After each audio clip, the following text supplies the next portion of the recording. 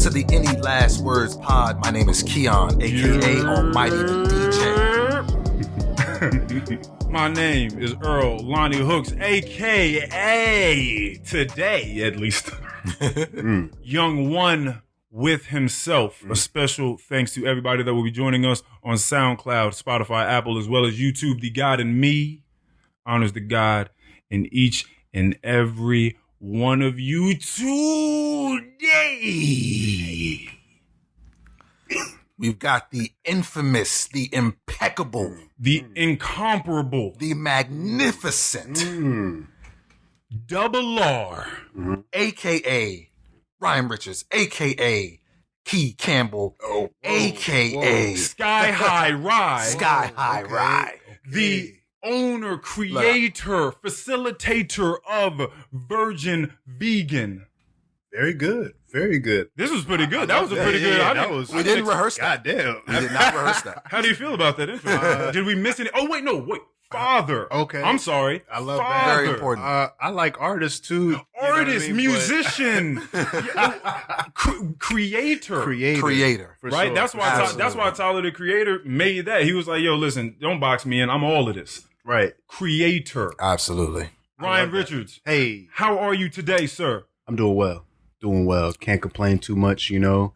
And what's the old saying? Even if you do, they ain't listening to some shit. But, you know, I'm doing well, man. We here. You know what I mean? I'm glad to be back with y'all boys. Yeah. I don't think hold on. I like that. I haven't never heard that? What? I don't think I've ever heard that either. What? That's pretty funny. Oh, yeah, wow. No, that's that's some old school shit. Yeah. Old school stuff. You can curse? Yes. Oh, okay. Yes. That's what I was thinking. Yeah. Oh no, I would Please. not. I would not do a podcast if I could not curse. We would slip up and do it anyways. Like, Yeah. Not only that, but it's just not free enough Yeah. for me. Yeah. That's real. Like, no, Yeah. I need to be able to say whatever I want to say. Have you heard some of the stories I've told on here? Yeah. I know. Are you kidding me? I told a story about a dog licking my asshole. That was crazy. Was it a party or something? That would be even crazier. Look, that's what I'm saying. Listen, we got so many more listeners than we did when I initially told that story, and now out of context, people are like, whoa, Right, yeah. like, whoa, why was that happening? Like, I died when I heard yeah, that. nah, they look. We're a couple minutes into the pod. Some people definitely just stopped listening. Some people were just like, okay, let me go ahead and leave that one. Go back to the Joe Rogan podcast. What the fuck is this? Okay, this is where I would like to start, just to get something out of the way. Yes, sir. Keon and I had, and still have, because I'm certain he still is on the same wavelength he was when he told it to me. Mm-hmm. We have a disagreement about something. You are quintessential to this story. Yes, you are. Okay. Oh, you already know what I'm talking about? How did you disagree and you don't know what I'm talking about? Hold on. Okay, no, I was thinking that you were about to say something else. What are you about to say? It's about a DM that he sent us. It's multiple. Oh, okay. All right. Okay. Well, go ahead. Okay. Many moons ago, we had an episode. On that episode, we spoke about the sexiest man alive on People magazine. That section, that topic went on for like 45 minutes. That's way too long. Yeah. For us to be talking about the sexiest men alive. Yeah. For sure. Okay, first and foremost. Okay. Thinking about that in hindsight, absolutely. Yeah, that's But keep this in mind though. We also talked about Young Jeezy and Gucci Mane, their versus right battle that they had, and the discrepancy and blah blah blah, all this sort of stuff, all this G shit going on. And you said that episode, right as soon as we pressed stop, you were like, easily the best we've ever done. That was the best episode we've ever done. Easily. Oh my God. And so in my mind, because I kind of let you have that episode. I kind of like retreated and was like, let me go ahead and let you produce this episode in a way. Right. But that was an indicator, a sheer indicator of how different we were. Right. And what we were looking to talk about, because I was looking at it like, I didn't like that at all. Yeah. Right? Like that wasn't for me at all, really. But I understand like what we were doing, which is just trying to give the people a little something. Right. You get on Instagram, Ryan Richards. I don't remember what I said. And he's been well, I'm gonna need you to try to lock in as best you can. Okay, Maybe I'll ring a bell. We'll see. Yeah. He posted something of ours, right? It was probably just an episode. Hey, go support, blah, blah, blah. For sure. And me being fucking Sherlock Holmes, I'm looking at all the details and things. And sometimes I'm reading into stuff too long and so or too far. And that's why I brought you, well, not why I brought you here, but this is why I'm bringing this up to try to get clarification if I can, if you remember anything. Okay. So you post that. I look at the minute marker that you're at when you post the little Spotify box, right? Right. Like where you are in the podcast. You were at like minute marker 50. Mm-hmm. That is around the time we ended that segment of the People's Magazine thing. Okay. You DM'd us and you said, hey, man, what the fuck did he say? I might have to just go back and look at it verbatim because I don't want to get anything wrong. Is any of this ringing a bell whatsoever? Because if you can't remember it, then I think I'm just going to be right by default. Well, not necessarily. Go ahead and read the DM because. Okay. Yeah. All right. Let's see what you said. Okay. Here we go. So you clicked it. I clicked the thing. Yeah, it was around that time. You said, all right, y'all just keep cooking and stay true to what made y'all do it in the first place. And I thought that was a very particular thing to say. Like, it was a very specific thing to say. Okay. And I was like, well, okay.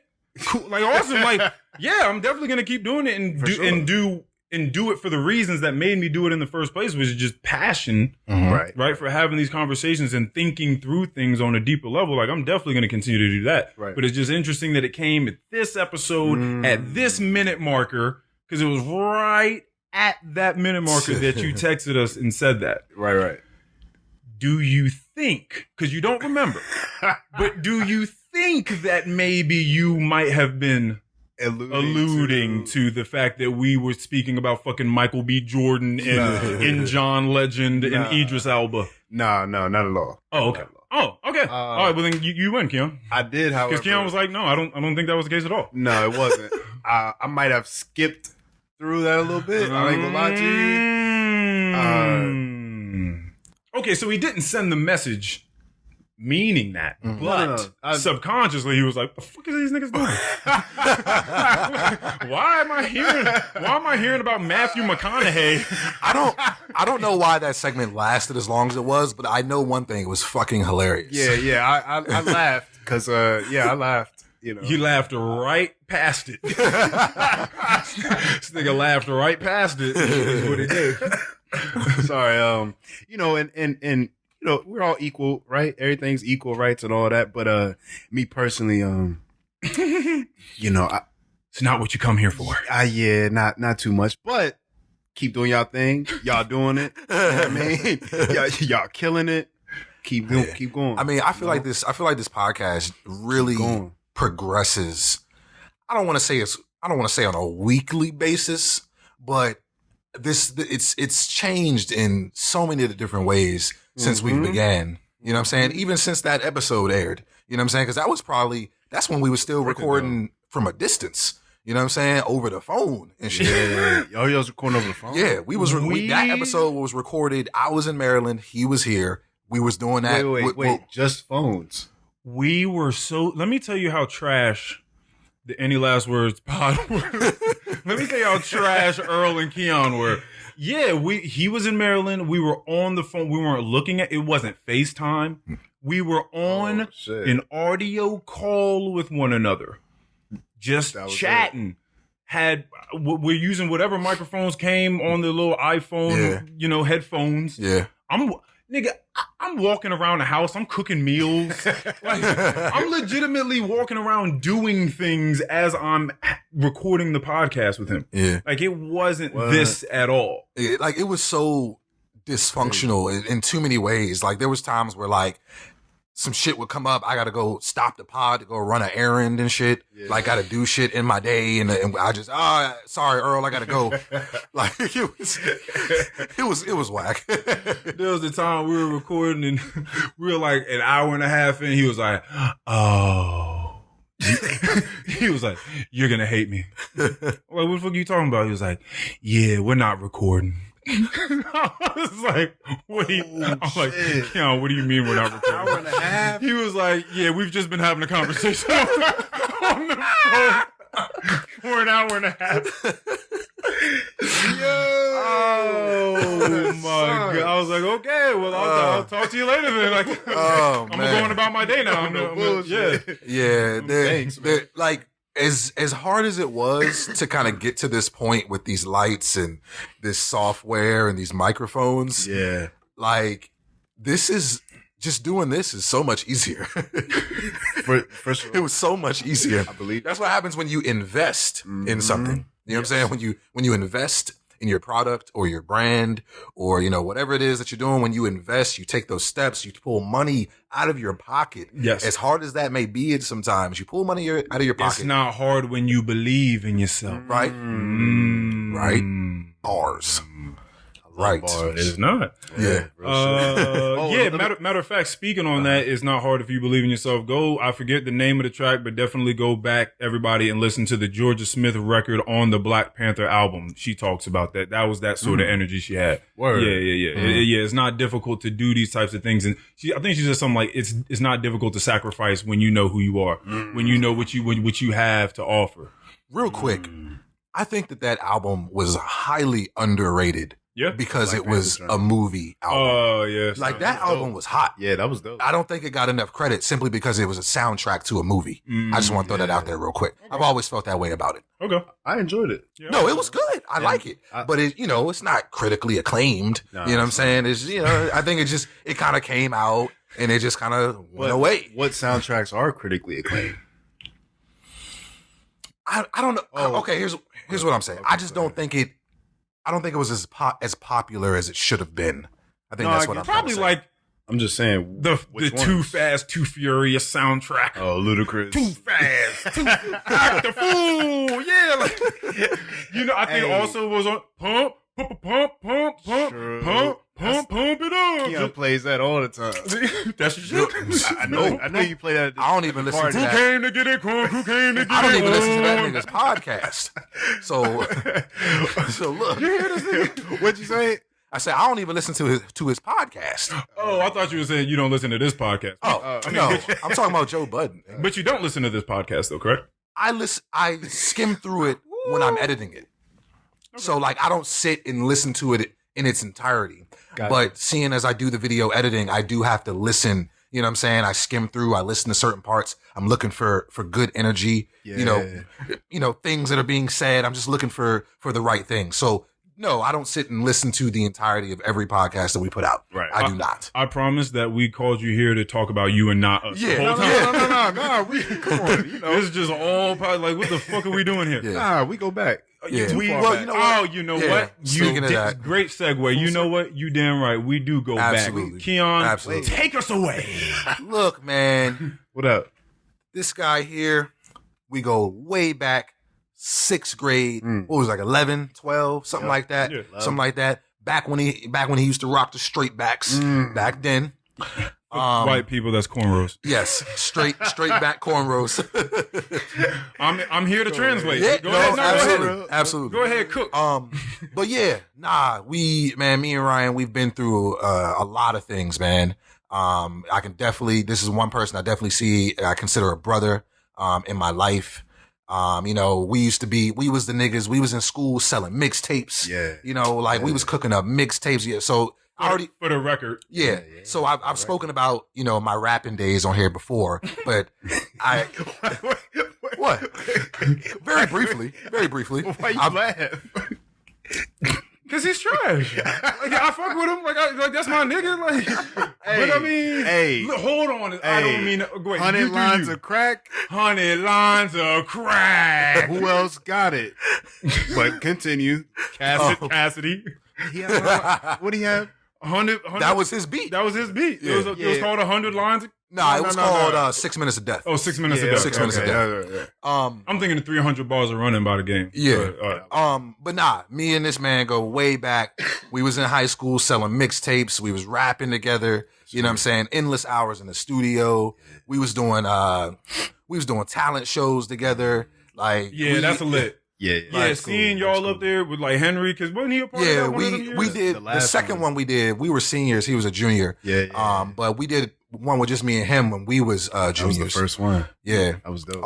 One of the coolest things I think I've ever done. Like that was just cool to do. Yeah. You know, just come up there with an original song produced by Chris Beats. Shout out to him wherever he is. Right. Produced by Chris Beats with an original song. Putting that on. We didn't win.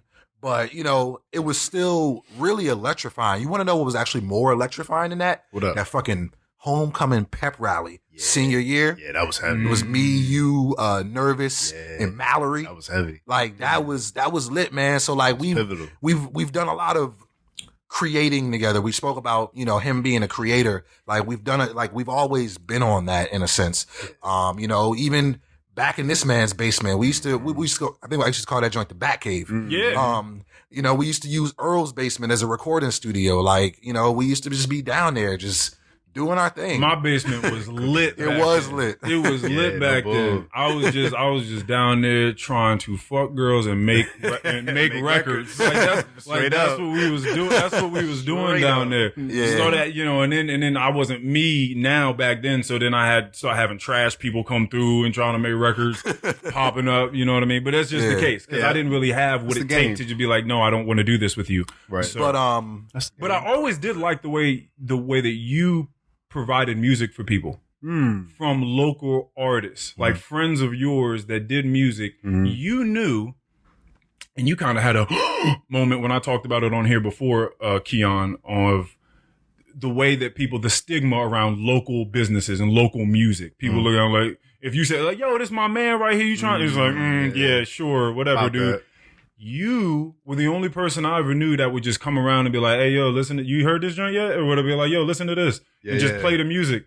You'd be like, yo, who is it? No, just listen. And then we listen, you'd be like, oh, yeah. And then at that point, now you're objectively just listening to music. And then you get some real feedback. You'd be like, oh, yeah, I fuck with that. Who is that? Oh, that's my man. Exactly. Now you can let the person know. So I always thought that was pretty, that's dope. That's very astute of you. Yeah, man.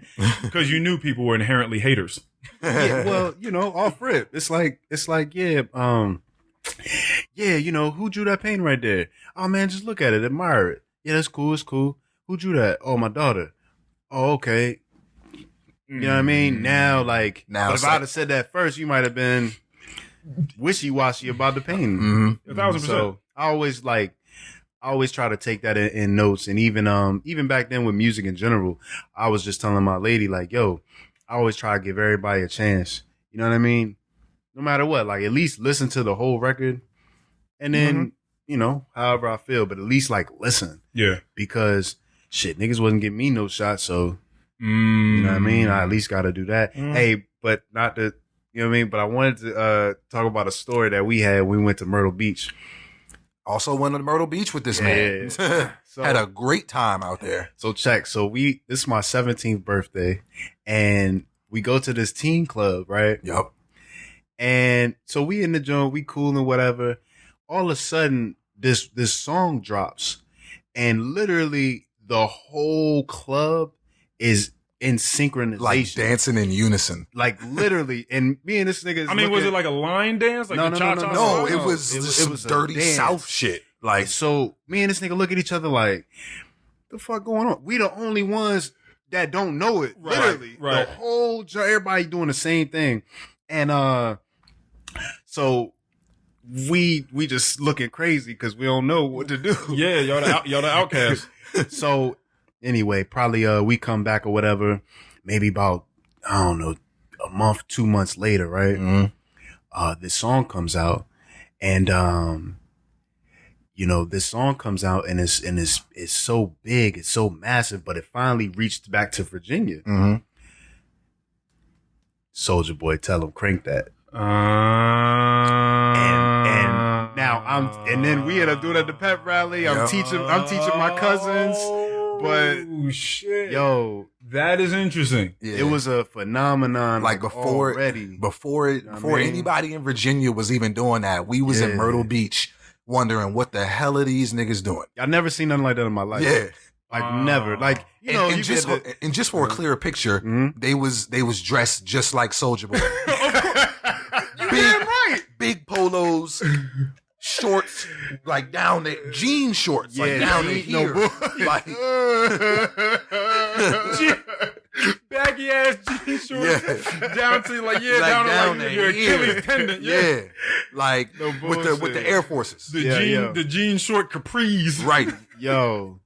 God damn. I know niggas that wore that. Yeah. Yeah, probably has some headbands on. Mm-hmm. Some stunner shades. One more thing I'll say about him is nigga is the only nigga that I currently have a very specific handshake for. I don't do that shit with nobody else. Yeah, I noticed that. Like I was facing the other way when he just walked in the house, but all I heard was and I was just like, nigga, I was like, what is going on over there? Like, there's a lot of It's a lot of shit. And I don't know if niggas are still doing that. I don't, you know what I'm saying? But this nigga's the only nigga that I have. They're all gang members. they all shoot people. Gang members. Right. Gang. All right, we brought you here today, sir. How was your summer? Let's start there. How was the summer? My summer, man. Summer was good, man. I can't even complain. What up, man? Summer was good. Yeah. You know what I mean? Just growing the business and just Well, he threw it out there. Let's get into it. Fuck it. He was like, there we go. Okay, I guess that's a segue. Now we got to get into it. Virgin vegan. Okay, let's get into virgin, it. Hey, yo. Because I'm sitting here trying to think, like, what did I really do this summer? Grind.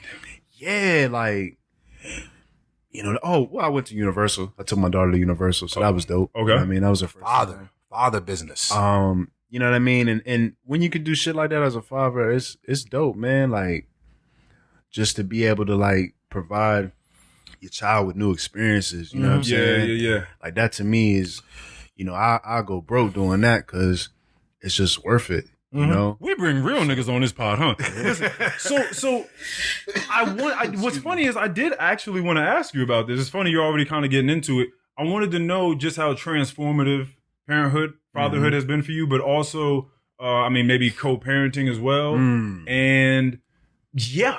Like, you're like, oh, buddy. Hey. Well, we all know it's difficult. Yeah. It's difficult. But I wanted to know, like, maybe we can start off with, like, a favorite milestone of yours. Something you've seen your daughter do, say anything, and been like, oh. For sure. So one thing that I'm big on is I always tell her I love her. I'm proud of her. You know what I mean? She's the greatest. And I do this daily, every single day, right? So, been doing this since. And one day she told it to me. What'd she say? She was like, I love you, and I'm proud of you. And it was like, whoa.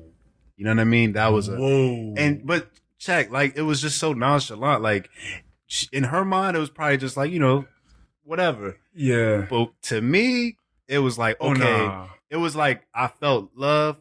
But more importantly, it was like, okay, you getting it. Like it's sinking in. Yeah.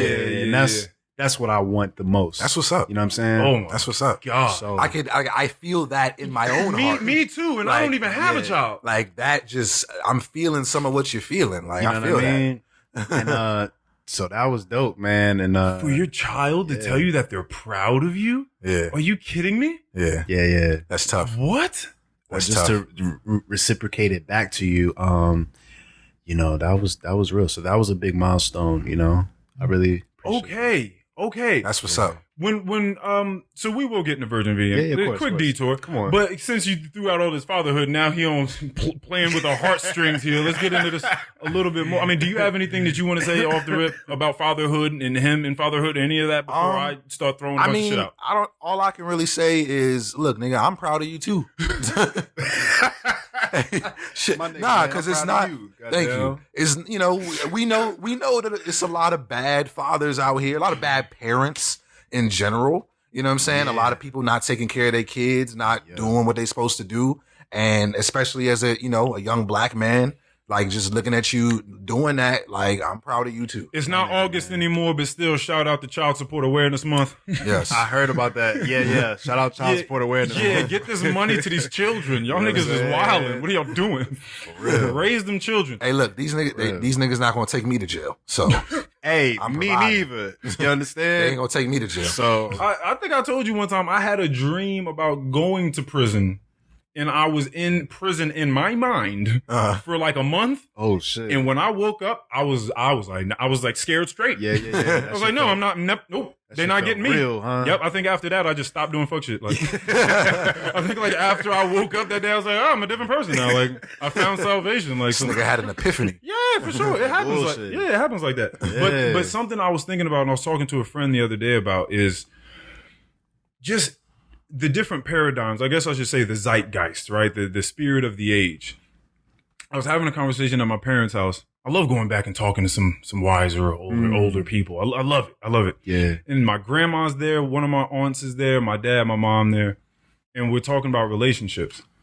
And I start talking to them about the trials and tribulations of relationships today and the things that people are talking about and the things that people are weighing in their conversations. People are talking about, I mean, what the fuck did you talk about in a relationship? You talk about love languages, like if those align with one or another. Mm-hmm. You're talking about, emotional maturity and letting people breathe and be who they are and grow and trying to stay on the same page. And all of these things take constant communication. Real shit. Constant communication and growth and understanding and trying to be that person to get to that place. It's a lot of work. Mm-hmm. It's a ton of work. And I think that people, I've said this before, underestimate it. Even when they say, hey, yo, it's hard work. I think people are still underestimating the work. Mm. And my grandma is sitting there listening to us. And her face is twisted up the whole time. And I couldn't wait for her to speak because I knew she was about to say something that was going to give me some sort of insight. And she was like, are y'all talking about relationships or a movie y'all saw? Mm. And I was like, we talking about relationships. She was like, all of this sort of conversation y'all gotta have with people, by the time y'all get done having the conversation, ain't gonna be no time to have a relationship. All y'all doing is sitting around talking about what should happen or what's gonna happen, what ought to happen. Right. When are y'all gonna actually have the relationship? Damn. And I was like, that was hard. Yo, the zeitgeist, the spirit of the age, where these motherfuckers, my grandma and people past her time, they weren't thinking about none of this shit. No bullshit. They were not thinking about any of this the same way that we have mad options because we got Tinder, Hinge, Bumble, J-Date, Match.com, all this sort of stuff, right? And so people feel like they have all the options in the world, so they don't really have to stay with anybody. Right. Back in the day, you met someone, you knew 5 girls. So you was going to have to choose and marry one of them because you live in a small town and that's what it was going to be. So you didn't feel like you had options. Right. In the same way that I feel like that makes us a little bit more divisive and at bay from one another, we have a lot of options or a lot of things to think about that people just were not thinking about in the past. Mm-hmm. My grandma was like, love languages. What is that? What is all this emotional maturity and trying to figure out through constant communication how someone loves, how someone understands, how someone learns, how someone begins to trust someone. Like she's just not even understanding that. Yeah. And so I'm thinking, damn, that's interesting because they didn't have all this information to think about and to ponder on. Right. But then that also means that there was a bunch of shit that they just weren't considering. So there was a bunch of shit falling to the wayside. Right. And a lot of people were just in relationships because you were just supposed to stay in the relationship. Yeah. It was frowned upon for people to leave, especially for women to just leave a relationship. Yeah. Right. You looked at it as a little hoe, a little trollop. You know what I mean? A trollop. So I just say all of that to say, man, to really try to work through a relationship and or co-parent these days must be fucking insane. So that's why I asked you, how's that going? Hey, man, as long as... Hey, this guy's funny. Hey, look, when it comes to co-parenting, the main objective is the child. You know what I mean? So a lot of people the child don't get that part. They don't. Because go ahead. No. If you have two people that understand that objective, then things can be smooth. You know what I mean? But it's usually, well, not usually. Sometimes one person, their objectives or their thoughts are more with what you're doing. You know what I mean? Or maybe not doing, but in your personal, not for the kid. Right. And that's where you get that's where you get the dilemmas, the problems. Yeah. So, for me, it's cool. We have a great co-parenting relationship. I'm thankful for that. I think we grew up together. So, we was young, 18, 19. And it's like, okay, growing up, but then also you're raising a child. Right. So one thing about me though is I've always been big on never getting beside myself in front of, my daughter.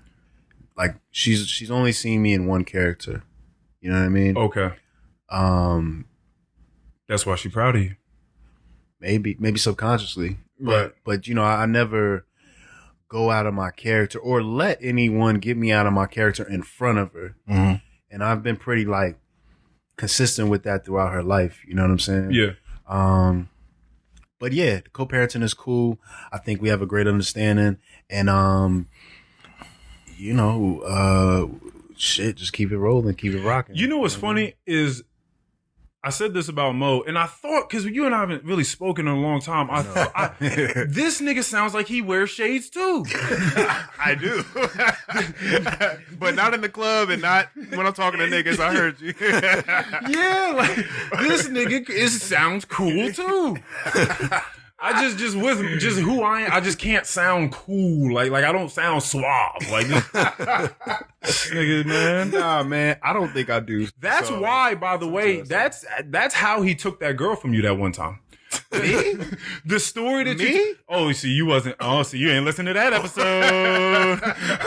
I was wondering if that would get brought up. Well, yeah, BC, and this is... I was wondering. This is why you guys are really brothers. This is how you know you're really brothers, because that's something that falls to the wayside. He's not even aware of it. Yeah. You know what I mean? That's I don't even know what you're talking about. Exactly. And that's the way it ought to be, because it's not even that big of a deal. But I want to hear the story though, because just long and short of it. You want to do it? Yeah, I'll sum it up. You don't have to say names. No, I'm not. Oh no, I'm not going to say names. No. We were at I invited you to come with me to a house in Cannon Ridge with Valence Electrons. And we went there, and I believe I was telling you about this girl that was going to be there that I was interested in. Okay, yes. And I pointed her out. Yes.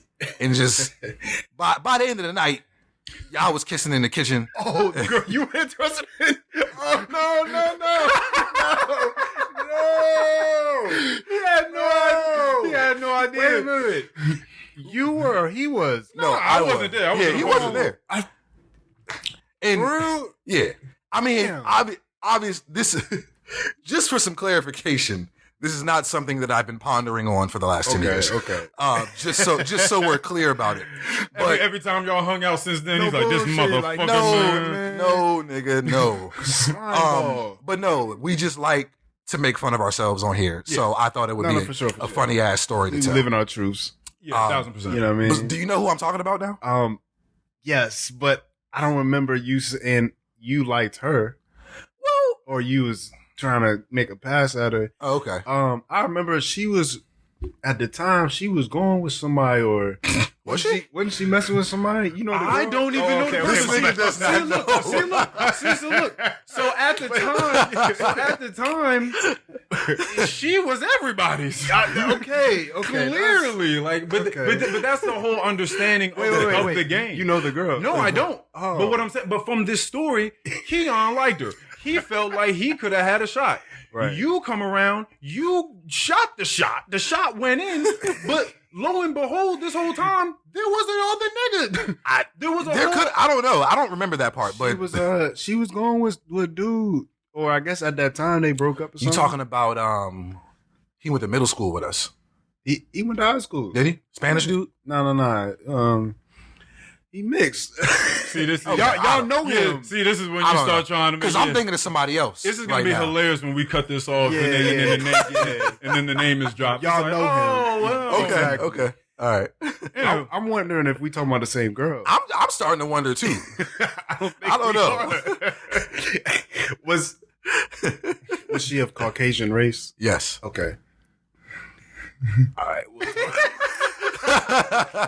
We'll talk off air. We'll reconvene. Yeah. We can't give y'all everything, listeners. Right. We can't give y'all everything. This is water. We can't just be all water. Served by the gracious host. Oh, for sure.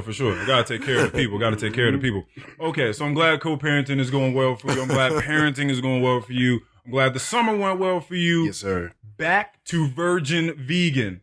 Double V. Now I pulled up. Okay, because you started doing this eatery delivery service in a sense. Yeah. It was more of a takeout service. Mm-hmm. And when I found out about it, I pulled up. And when I pulled up, I was swerving out the way of cars. Cars was coming in and out of the neighborhood. Yeah. You could only come and speak to me for like 2 minutes. I was trying to chop it up. I know, and right? try to get the origin story of everything. I wanted to. And you were like, I can't do it. Gotta keep cooking. There was people hopping in and out of cars. And I'm like, yo, this shit's popping. Like, this motherfucker really got slots filled. Like, people are really popping up. And I'm like, yo, his neighbors must hate this nigga. Bullshit. They must hate this nigga. They all right. They all right.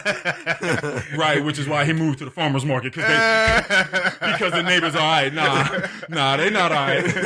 But okay, all right. So I would like for you to tell the listeners, because I thought that this was awesome, the origin story, like why it started. Take it away. All right. So, I remember it was back in May 2020, and I was out there protesting. George Floyd had just passed. Got killed. Yes. And he was out there protesting. No, that matters. He was murdered. He was murdered. Yeah. Yes. And so we was out there protesting, and I kept getting the thought like, yo, this is cool. You know what I mean? I understand the cause, but like, what can I personally do to bring help or change to my community or positivity, or what can I personally do?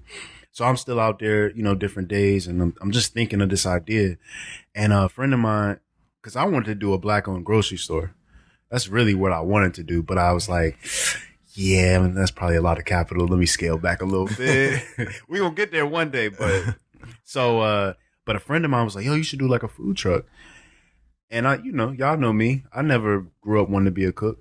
I thought that was super funny too. I didn't know if he was going to bring that part up, but I was like, yeah, man, have you ever had cooking experience? He looked at me, no shame at all in his eyes. He looked at me and was like, hell no, nigga. Like he was about to hit me for asking. What the fuck is you talking? You ain't never seen me with a spatula in my hand before, nigga. I rocked the microphone. What is you talking about? That was it. Yeah. That was it. So it was just like, but I knew that I wanted to do something. I knew like I felt that on me. Like, yo, what can I bring?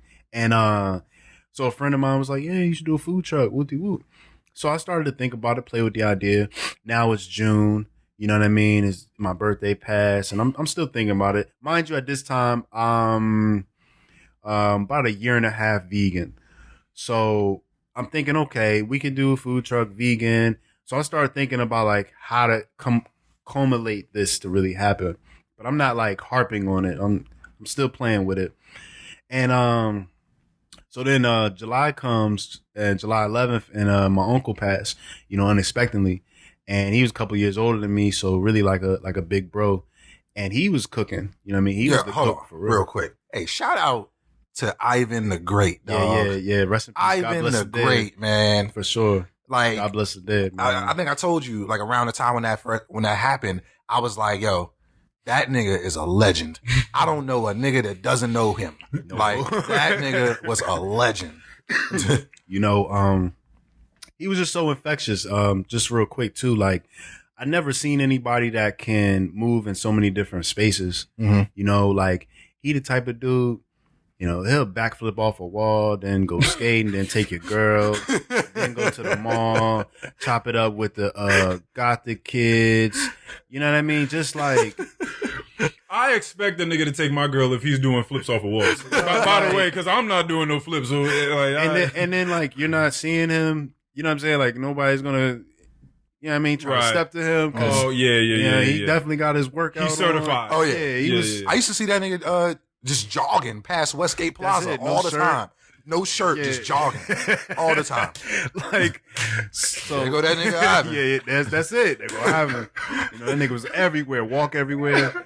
But, speaking of no shirt on, shout out to Stilo. We see you, Stilo, coming out with the new project. I like it. I like it. I see you. You're going to be on here soon. We're going to get you as soon as you come back. Hey, there you go. Shout out to Stilo, man. So, where was I at? So he had passed. And, if, you know, it messed me up for a little bit. So I don't know. I needed a couple months to just get my head together. And October came around and I just kept hearing like, build it and they'll come. Build it and they'll come. But I was scary, you know, what if this, what if that? It's gotta be perfect. What if niggas don't really like it? What if, just in my head, bro. And, but I kept hearing it. It just kept sitting on me. Right. And, so I fasted. So this felt like a spiritual calling. Yeah, man. Of sorts. Yeah. Yeah. You know, just to be able to give people another option, right? Understood. Open your horizons. That's all. Yes. And, so anyway, so I kept hearing it. And, at this point I started fasting, and literally my fast was just a smoothie and water for 7 days. That's what I was doing. What's in the smoothie? Right. Kale and blueberries, maybe celery. Okay. Sea moss, of course. Hey, no ginger? Nah, I haven't. Thought that was just like a smoothie staple. But I love ginger. Though. Ginger is so good for you. Yeah. You know what I mean? But so check this out. So I started it right. I started on Monday, and then Tuesday, I started Sunday. Monday came, and I just kept hearing the same voice, and then I was like, you know what? Bump it. Let's just do it. So I think Tuesday, October 13th, which will be a year coming up next week. That's what's up. Hold on a second. Nah. That's what's up. Yeah, I love that. Clap it up to the people, man. So that day came, and you know, I started with $13.78, and you know, that was the first day, and ever since then, it's just been to the moon. But it was cool because even that first day, like, and that's what I was saying off air, like that was the profit that day, the 13. No. I started with that. Oh, that's what I had. Like that's what you had in your pocket for the business was $13.78. That's it. Oh my God, to flip. Oh, this is real. Yeah. Oh my God, I love that this nigga had an obscure number like this was literally just what he found in his pocket, like $13.78. Yo, I was flat, but you know, so starting with that, and you know, so at that very day, I remember I didn't even set a price. I was just like, yo, whatever you want to give. You know what I'm saying? Like, I remember that. Whatever, donate, whatever you want.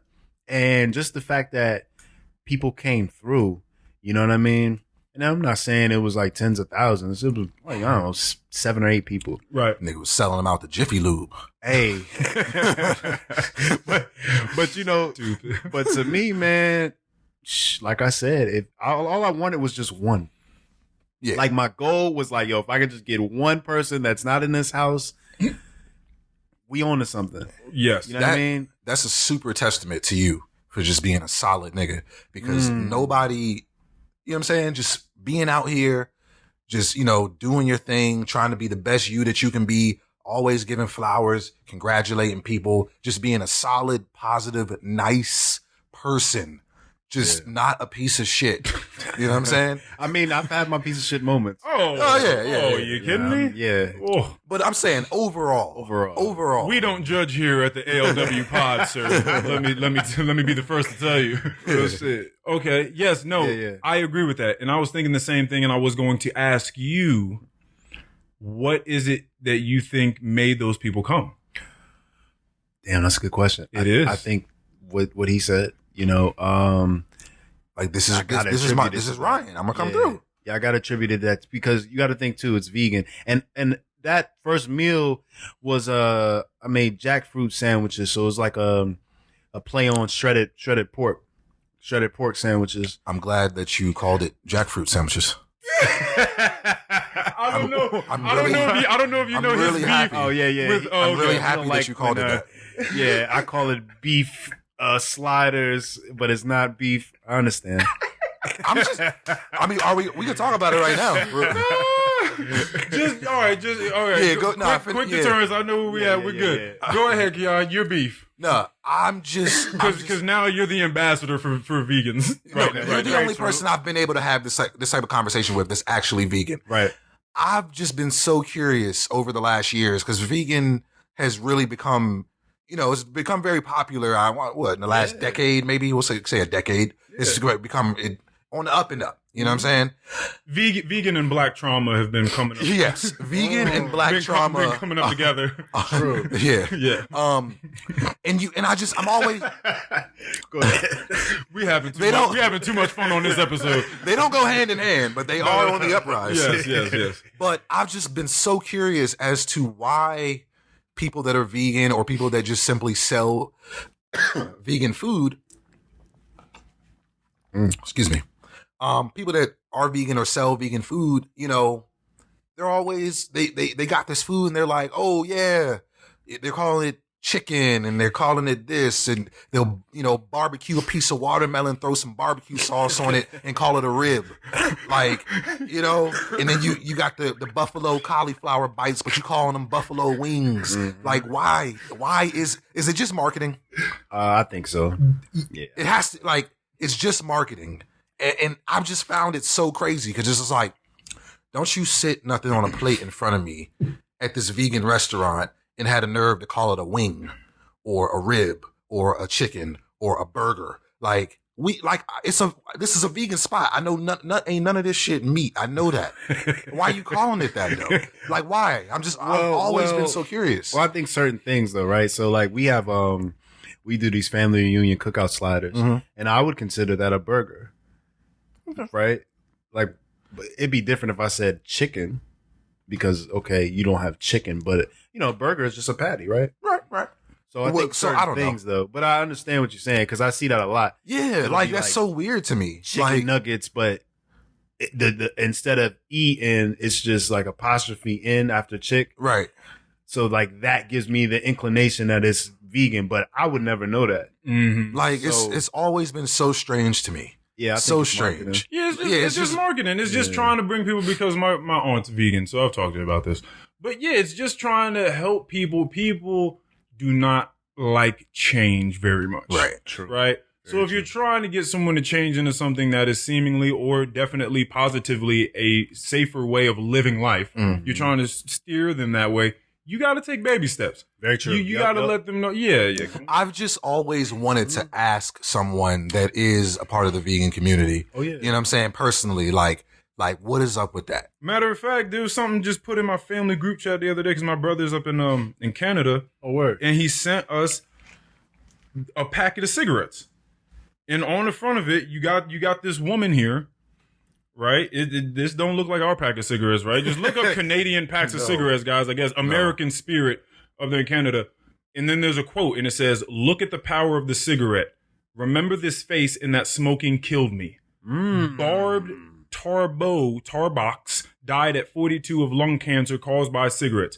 You can quit. We can help. And then they have a phone number and a website for, cancer awareness and all that. That's on the packets of cigarettes up there. Clearly, Canada takes their health more seriously. So, yeah, exactly. So then you start thinking about how we're incentivized and what we're incentivized by. So when I saw that, I was like, that's very interesting that you would put something in a store, but at the same time on the packet say, yo, put this shit back down. Yeah, why do they do that? Because you'll see that with gambling. Well, because they're incentivized differently. It's very interesting. It's like, listen, we're going to sell this to you. We're going to allow you the right to smoke this. We're not going to take it away and say you can't have it, but we're also going to keep it real with you and let you know, this is going to kill you. Because I think on cigarettes sold here, there's a little thing on it that says the Surgeon General. basically says this shit gonna kill you if you keep fucking with it. Yeah, but the packets also look really cool. Right. Yeah. You know what I'm saying? But Nobody's like I said with gambling though, because I see BetMGM. If you have a gambling problem, call 1-800. We'll do. Oh, I didn't see that. Yeah. That's check out those commercials. I'm with that. Oh, I've been seeing Jamie Foxx dance around. Yeah. Oh, you know what feels good? Yeah. A BetMGM grant. And look, I wanted to ask you, what do you think about just commercials or, when they do things like that? Like the rap stars with the, Burger King meals or the McDonald's meals on some like, I will let Keon speak. I'm going to move the microphone away from me. Last time I spoke on this, Keon shitted on me. Okay. What's up, Key? Hold on. No, I kind of want you. What did we say? Because they used to have the commercials. Like I remember, I just seen it yesterday. It's a group called El DeBarge, and they had a McDonald's commercial, and they're real like. Was Chico on it? Yeah, but they have a song called "I Like It." Yeah. Oh yeah, so, nigga, that's a classic, man. The people. So yeah, that's true. But in the record, the little jingle, they're saying, McDonald's, I like it. Like they're putting that in place of the song. I like it. They're going through like the chicken McNuggets. Like it's very like to me, you know what I mean? Very like. Sambo, like, all right, come on, really? I seen Nelly got a deal with Burger King. That's what I'm talking about. Yeah. So what are y'all opinions on when these type of things happen? Because obviously, like, the corporations don't care, you know what I mean? They just need a way to get to the black market. But I mean, are you doing a jingle for Arby's? Am I going to if Arby's called me right now and what? I guess they wouldn't call me right now too, though. But are you referencing the alcohol thing with Travis Scott and like that conversation like a while ago about promoting Jameson and all that stuff? Is that what we're talking about? That dude, huh? St. Ides, like the old '90s Ice Cube and Tupac, Snoop, been on. Nah, they've been solicited in like St. Ides the 40s. Oh yeah, they could been had commercials. Okay. I'm trying to remember what I said. What do you don't have to remember that. You don't live in the present. Yeah. So how do I feel about it? I mean, I think it's definitely just a way to market and just get people to come in and eat their food on the base level. That's what it is. I don't know how popular Nelly is this day and age. I don't know how many people are going to go get the Nelly meal. But no, the Cornell Hayes. Or I'm sorry, the Cornell. Yeah, he used his real name. The Cornell Hayes Junior meal. Real. Yeah, I don't know how many people are going to go, pick that up. I'm probably just going to go get a Whopper. You know what I'm saying? But I'm sorry, the Nelly meal just sounds hilarious. I'm going to pick up the Nelly meal. Hell no. But no, I mean, I see it for what it is. It's a marketing scheme. It's fast. So I mean, I think you're more so talking about the fact that it's fast food. And no, I'm talking about the fact that it could be anything. Like okay. Walmart, ooh doo doo doo doo, yeah, about to get these socks from Walmart. Like it's like, you know what I'm saying? Like, it's like, all right, like, yo, we're coming up with some wild jingles on here. Walmart, doo doo doo doo. But you get what I'm saying? Like, I don't know. I mean, it's just marketing. It's marketing at the end of the day. Okay, so let me get down to it. Okay. So what we're talking about really is what moral obligation do people with a huge platform have to the people, especially the people that have supported them and gotten them to the place that they are. Mm-hmm. Now, if you are a black person and you have high cholesterol and diabetes and a bunch of other shit because you've been eating McDonald's for a long time, and then Travis Scott rolls around talking about it's lit. Have a fucking cheeseburger with some whatever the fuck it was he was selling, and then everyone's like, oh man, Travis Scott, that's dope. This nigga getting to the bag. He getting to the bag. I love that for a black man. Awesome. What do you love for black men in general? Because this shit is fucking people up and has been fucking people up since the dawn of time. I think so. You have to ask yourself that question, and that's all I was getting to. So when we had that conversation, and you were like, "Yeah, I kind of feel you on that, like that." You know, people. I don't know exactly what you said, but then I know that then you put the Jameson hoodie on, and then you went, and then you got on Instagram and was like, "Oh, that wasn't on purpose. That was just." I didn't even think about that conversation when I put that up. And that really answers your question, Ryan, is the people that are doing it, like Keon, are not thinking about their impact. Even though Keon doesn't feel like I don't have an impact. Even though Keon doesn't feel or believe that he has impact. Right. You do. Right? You do. Yeah. So he's like, I can do whatever I want. And that's how a lot of people justify a lot of the bullshit that they do in general. Just in public, right? Is, well, what does it matter? I'm just me. I don't got no fucking, right? So then they go and do everything. Now, these people that are these platforms, yeah, they know that they have power over people, or else McDonald's wouldn't be coming to them anyway. Right. But I don't think that they really care. I don't really think that they're weighing their moral obligations along with some fuckery that's killing people. I don't really think that they care. Well, then to that though too. Go for it. I think about like at the same time, it's like, damn, okay, it is a check. Like you are providing for your family with that check. You know what I'm saying? So I think it's how you taste. You know how you doing it. Money is a construct, Earl. How you doing No. Because you could say, hey, how much money do you need to survive, to take care of your family, to feel good about you? You don't have to have $500 million. That's true. Right. You don't need that McDonald's money. I'm gonna crush this conversation. Listen, true. Because when we talk, because I've thought about this in my head. Okay, well, because I think things through. So the very first thing you say back to it is, well, they're providing for their family. It's the same shit that fucking Mayweather said when he just boxed against whoever. He was just like, well, I'm out here providing. My family can't eat happiness or whatever the fuck.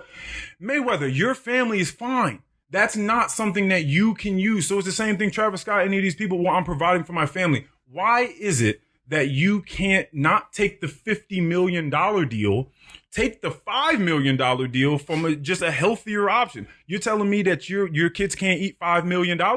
They can't, like the $5 million ain't gonna do it? Okay, now maybe you've worked yourself to a certain platform and you feel like you have to continue to sustain that. Well, then you need to find a way to scale back if you care about any sort of moral, ethical obligations that you have. That's all I'm saying. Yeah, of course I want people to be able to provide for their family. You providing for your family. You are providing for your family, Ryan. Right. So you don't have to do that. And listen, when I get into this, and y'all trick me, get me onto this stuff, because now I sound all judgy, preachy. I got something for you. But that's truly how I feel. What you got for me? So what if Mayweather, instead of just providing for his children and grandchildren, he has to provide for a whole village, 100 people, 200 people? Does that change the course of, you know what I mean? Like now I got to provide for the whole Manassas, literally. So I kind of need to do certain things to be able to provide for all these people. And real quick, are you saying that to say because a lot of people don't just provide for their wife, son, and daughter, that they provide for their entire family? I think when you get to a certain level of, when it's Travis Scott money, Floyd Mayweather money, yeah, like, I mean, I'm sure like he's putting people in positions, but I'm also sure that he's taking care of a lot of people. You know what I mean? More than just his immediate family. I bet he is. And they not living in no townhouses in Point of Woods either. So see what I'm saying? So now it's like, and you're right. And I'm not saying no, that could very well be the case. He could be taking care of 300 people, and in order to do that, I guess he's making the right moves. So I just get conflicted. I don't know what's right or wrong. You know what I mean? I'm just conflicted on how I should feel, because on one side I see it like, Walmart. You know, ooh yeah, eat these Popeyes chicken nuggets. Yeah. And then on the other end, it's like, well, shit, this nigga might have to provide for a lot of people, you know? Mm-hmm. So I just he very well could. So this is what I will say, because everyone's working from a vantage point I got no idea about. This is what I will say, and I'm going to try my very best to stay true to this as I progress on through life. I'm not going to try to take on more that I can chew if having to do that means I have to move out of what I feel like is true to me. I'm just not, I guess I can't take care of you. I'm sorry. Gotcha. I guess I can't do it. I'm not going to be able to take care of 200, 300, 400 people if it means that I also have to compromise my dignity and my honor. That's how I feel. I totally get the other side too. That's me. I'm with you. Virgin vegan. So he started fasting. Yes. So, I'm here with it. You know what I'm saying? So I started fasting that Sunday, and then Tuesday came around, and I kept hearing it. Build it and they'll come. So bam, I built it, right? The 7 or 8 people came through. Yep. And then Friday we did another meal, which was the baked ziti, and more people came, new people came, you know what I mean? And what's amazing about that is I didn't taste any of it because I was fasting. So I ain't tried nothing. I ain't even sneak a fry. I ain't nothing, you know? But I think like I got to attribute fasting to really getting me to that place, you know, just to be able to break away. You know, when I was talking about that earlier, like just. By the way, if I could just for away. 1 second, you wouldn't even break your fast to try your food. Yeah. That's what we just spoke about. He didn't want to compromise what he was doing. He wanted to stand on the honor of what he was doing, and no one would have known. That's bars. No one would have known that he broke that promise, that practice to himself. No one would have known. But to him, he knew, and he wanted to finish out his fast, so he did not try his own food. That is a testament to what I'm talking about. Please continue, please. Yeah, and let me say this too. I've made these meals before, so I know how to. It ain't just like that was my first time. I wouldn't set. You know what I mean? Trust me, it's quality. Right. I ain't never had it before, so you tell me what you think though. You know what I mean? It's a process, recipes, but so after that first week, we just kept rolling, and you know it's been a hell of a ride, you know. But the biggest thing for me is like, okay, I am the creator, the founder. I came up with this idea, but it really wouldn't be anything without the people. You know what I mean? And I always gotta like stress that, and I always try to make it a point to even my family or the folks, my friends, people that's helping at the market or helping in general. Everybody helps. When you buy a plate, that's helping, that's supporting. So it's really like that part of it, and to see it actually work, like, yo, people are congregating and having conversations about veganism or having conversations about different food, or, yeah, I never had it before, but this is good. Yeah, well, you might like this or that. Like, that's amazing to me. And it's happening in our community. You know what I mean? Yeah. And it's like, wow, who would have thought? I would have never thought. Never thought any of this would have happened. You know what I mean? I thought it was always this. So, but that also lets me know and shows, I hope it shows people that, we multifaceted, man. And there's ain't nothing we can't do. 1000%. I think the hardest thing about accomplishing something is getting started. Because like you were saying earlier, you was in your head telling yourself like, oh, like, what if they don't like it? Like, oh, like, do I really have the time for this? Do I have the money for this? That's why we've been waiting 10 years for his album to come out. for that exact reason. For that exact reason. I gave y'all some 2017. Okay. I gave y'all something in 2000. Look, you didn't even tell the way his voice was screaming. I gave y'all something in 2017. Yo, but I did appreciate you being on Shiffy's project, though. Yeah, that was cool, driver, right? Yeah, I did appreciate that because I was not expecting that. Yeah, I know. I was not expecting that. What you think? This nigga came on there with a whole new flow and stuff too. I did remember that. I was like, oh, this nigga kind of funky with the flow. Like, this kind of like got like a little bop to its step or something like that. Like, it was like weird. Yeah, I definitely remember. Yeah. That was the very first thing that caught me when I was listening to it. Yeah, and then you came. I'm trying to bring it back to my mind, but I do remember. Do you remember your flow? Yeah, of course. Yeah, like it was like an interesting sort of flow that you were putting different than anything I've heard from you for sure. Yeah. And I thought that was cool. I thought that was really cool. I know there was two records on there. Yeah, it was two. You know, I can't remember the names of them joints, but I'm just kind of hearing it in my head. Yeah. I don't remember the names of them though. Yeah, I got to go back. I got to go back to that album. Because Stilo's story is on like repeat. Like that's like my shit. That guy is a monster, man. Yeah, that guy's a monster. Literally and figuratively, that nigga is strong. Yeah. And you know, like y'all know, man, just back in the day, like just to be able to see like somebody's growth like that, you know what I mean? Oh my God. It's amazing, yo. So I was just talking to him about this, and you're the perfect person to have this conversation with. Because, like he alluded to earlier, you are the dude that shows everyone. Nigga, woke up yesterday to a little Instagram notification. I was like, Virgin Vegan has shared your, you know what I mean? So they tagged you and something. I was like, okay, cool. And I like go in there and look at it. And I thought that maybe you were posting it because he was about to come on. So it was just like, let me just go ahead and prep some people for the next week when you're going to be on here. And I was like, that's been pretty good forward thinking. And maybe that was still some of it, like a percentage of why you did it. Nope, not even. You know what I'm saying? Look, I don't know what the fuck I'm talking about. And when you saying that, I'm like, damn, I should have did that.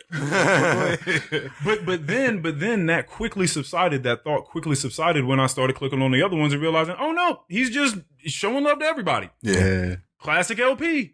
Shout out to the Classic LP. Yeah. Yo, I love to see progress. This nigga's having, go find him on Instagram, Classic LP. Yep. He is having so much fun. Yeah. He down in Atlanta. Every time I see a video pop up one of his posts, ass shaking.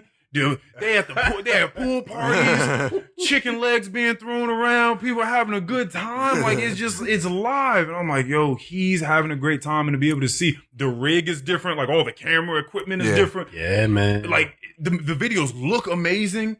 I'm like, damn, man, I was just there with him in front of some liquor stores. Yep. You know what I mean? Shooting some of them old joints. I'm like, man, he is out of here. And I've been talking about this with people. Because I've been like wildly inspired in the last like month or so, and I've been talking to people about people that I've seen start something. Now I didn't necessarily see him start, but I've seen it through the mud though. Yeah. But I've seen Zay who cuts hair, Isaiah around here. Yeah, for sure. You know what I mean? That got a spot. I'm thinking about what it takes to do that. Mm-hmm. Yeah. You sitting around. Maybe you see some people cut their hair like when you're younger, you get some clippers. Mm-hmm. You start cutting some hair, you fuck yourself up, you fuck a friend of yours up. For some reason, people keep allowing you to cut their hair or whatever. You keep trying, you get better. And then at some point, you just keep doing that. Now maybe you're doing yours more and more. Now you don't have to go to a barbershop no more. Then you have some friends of yours that work at a barbershop. And you're like, hey man, I do this shit. And then they get you in there. Yeah. And then you do that and you just build a clientele. Then they moved out of there. Yep. Now they got their own spot. Yeah. And they are beautiful.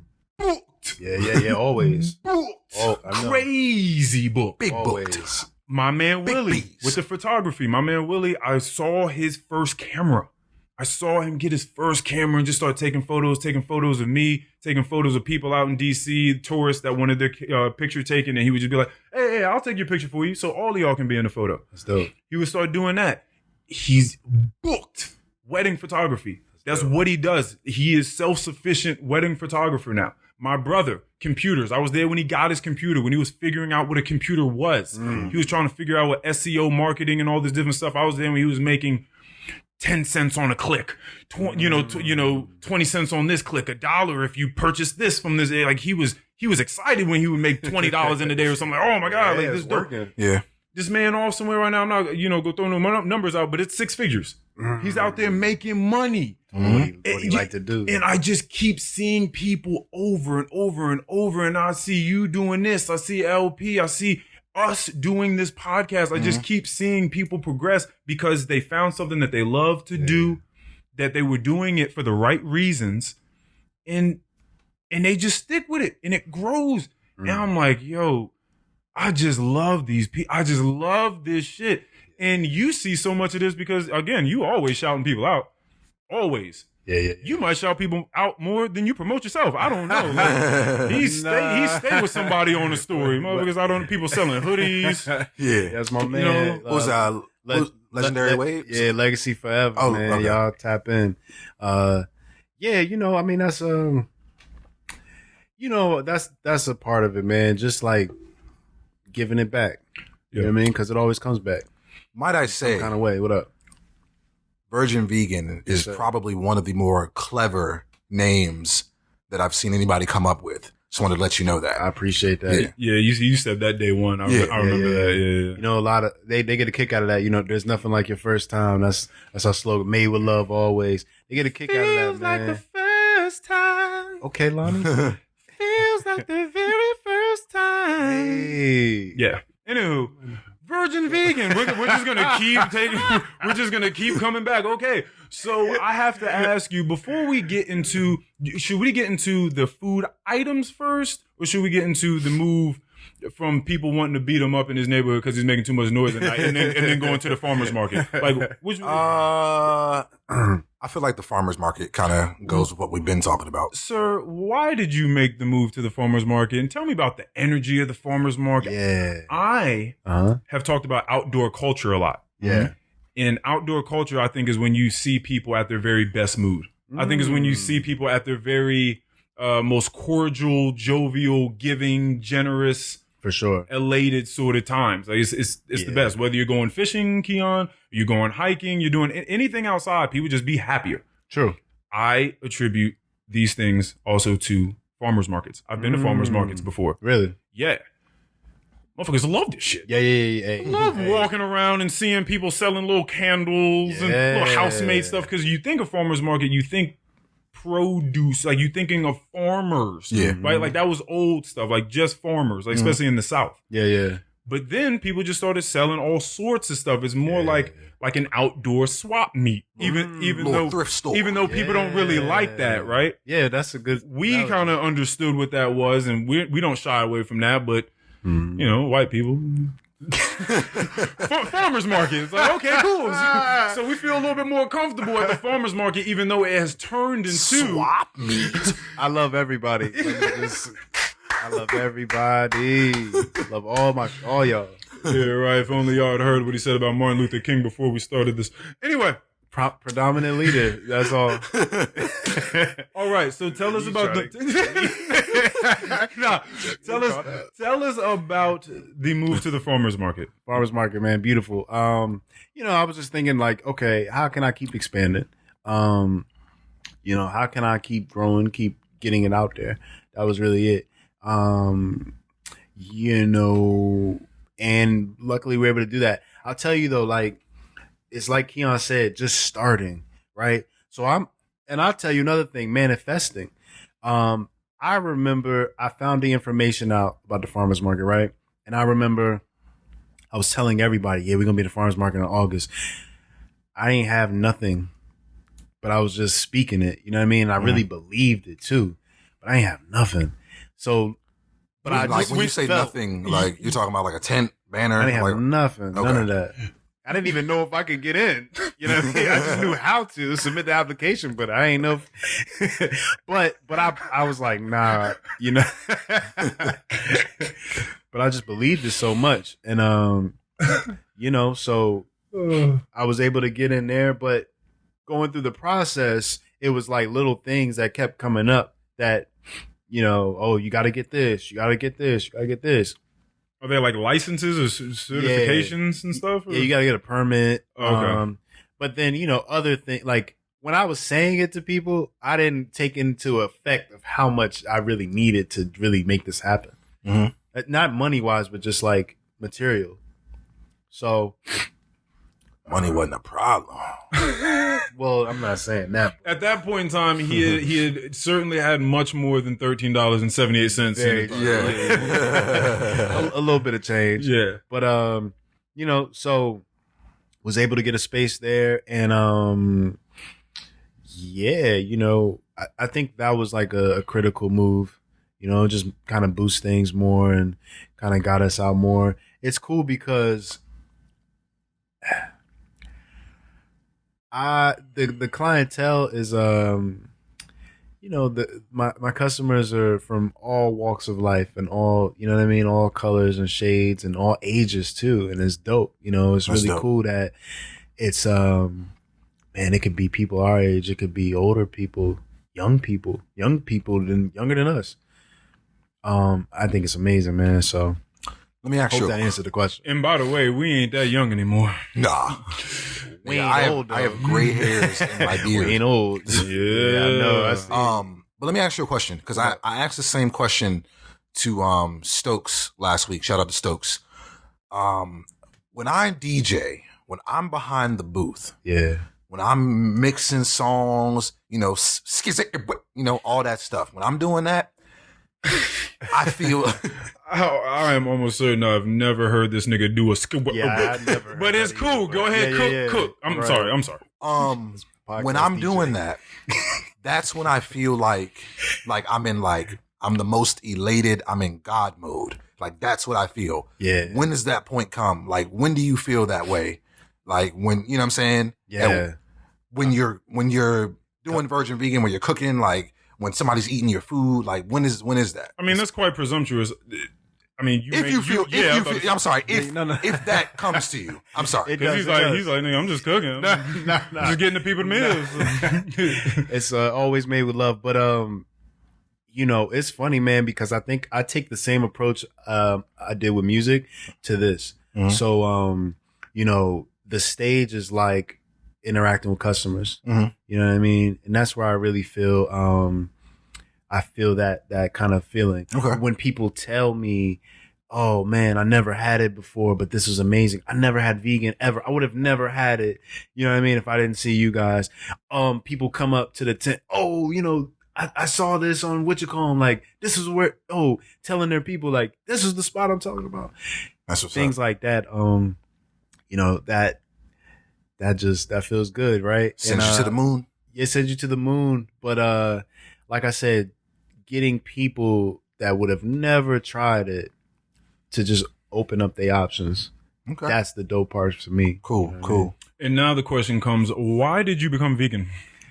That's a good question. Health. I was trying for a little bit and, falling off and come back. But it's funny because it's kind of spiritual too. It kind of all ties in together. It's interesting. I believe that. You know what I mean? I remember my homie Charles. Shout out to Chuck.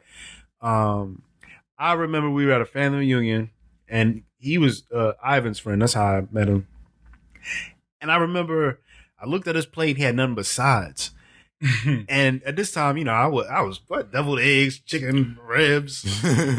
So I just remember thinking I was just curious. Plate full of sides. You just got potato salad, coleslaw, baked beans, all that damn starch. And he was hipping me. And at that time, I just learned about Dr. Sebi. I just kind of about what? Dr. Sebi. Dr. Sebi? Yeah. Oh, I don't know. Do you know who? I've heard of him. I don't know much about him. Oh yeah, see, he just glossed over that. I know nothing about Dr. Sebi. He's serious? I'm dead as look. Just tell this nigga who he is. Okay. Because what is happening right now? I just would expect you to know. You especially. Nah, please enlighten me. This is why. This is another. You were asking me reasons as to why I started bringing people on. This is also another one because I like to learn, and people always have things to teach me. That's dope. Please, Dr. Sebi, a world-renowned healer. I guess the biggest thing, the biggest known thing, right? So back in the 80s, he went to trial. They were trying to take him to court for, I don't know what you would call it, but misuse of being a doctor. Because with his words or with medicine? Check this out. He's an herbalist, and you know what I mean? So they was trying to take him to court. they did take him to court. 13 witnesses came, and I might be misquoting the number, but said that he's healed them from all sort of sicknesses, AIDS, lupus, herpes, all kind of shit. And, I remember reading this story now. Yep. So he was acquitted, and but no buts, but And however, so I started learning about him, and then it just kind of opened up more and more. At the same time, my man Black, shout out to Black, he was in Atlanta, and he would always like, be like, yo, he would always tell me, like, look at the stars, get into the stars. He's big on astrology. I wouldn't say astrology, but big on like, where we come from, like God, universe, and things like that. Theology. And, there you go. Yeah. So at the same time, he's in this year, and then like I'm learning about Dr. Sebi, and then I see my man Chuck with the sides. So it was interesting how these all kind of came together, and especially since I was trying to change my health. You know what I mean? That was my whole thing, and I remember pulling up in front of Chick-fil-A, 2019, February 26th. And I remember I was like, yo, this is my last meal. And the next day I pulled up in front of Hooters, and it was like, yo, I was outside for like an hour debating if I was going to go in. No, some real, like, it was real. And I didn't do it. And I ain't touched meat since, And off of that, I kind of have a Hooters conversation too. But off of that, hey, unlimited wings Monday after 6:30. Let's go. Well, until people ruined it. There used to be this big ass dude that would roll in there, the one by Manassas Mall, and he would go in there, and I would see them, and he would just because then at a certain point he would just start asking for the ones to go. So then he would have like 100 wings. And just start taking them to go, and I think people started catching on. Yeah, and then they were like, "Okay, yeah, we can't do this no more." So they just don't do it anymore. No, I think that you can only you can only a certain amount, and you got to eat those before. Yeah, like you can't just be like, "Go ahead and let me pre-order 3 or 4 more sets of them." Like you can't do that. Hey, look, niggas got to feed their families. All right? Yeah, you're right. Nah, you're right. Y'all not gonna get me into that conversation again. You got me. Niggas gotta support their families. I'm not gonna keep being preachy Earl on here. We done with that. Gotta feed mouths. What I would like to ask is, once you made that decision, what, if any, health benefits did you feel, and when did it come about? For sure. I felt my energy. You know what I mean? I didn't feel like I had to take as many. I was taking, Nigga was napping. No, I was taking singular, like my allergies, and I'll say this too, man. I haven't been sick since, allergies, like my sinus might, but, I haven't been like sick with a cold or anything since, or flu or anything, COVID. Right. Yeah, knock on it. So, I attribute that to that. I'm not going to say I immediately woke up and, knew anything came, but I did feel lighter. I did feel a difference. I felt lighter within myself. You know how, we're raised on this, man. Sunday, any day, really, big ass dinner, and now you feel all yams, collard heavy and lethargic. Yeah. What do they call it? The itis. Get the itis.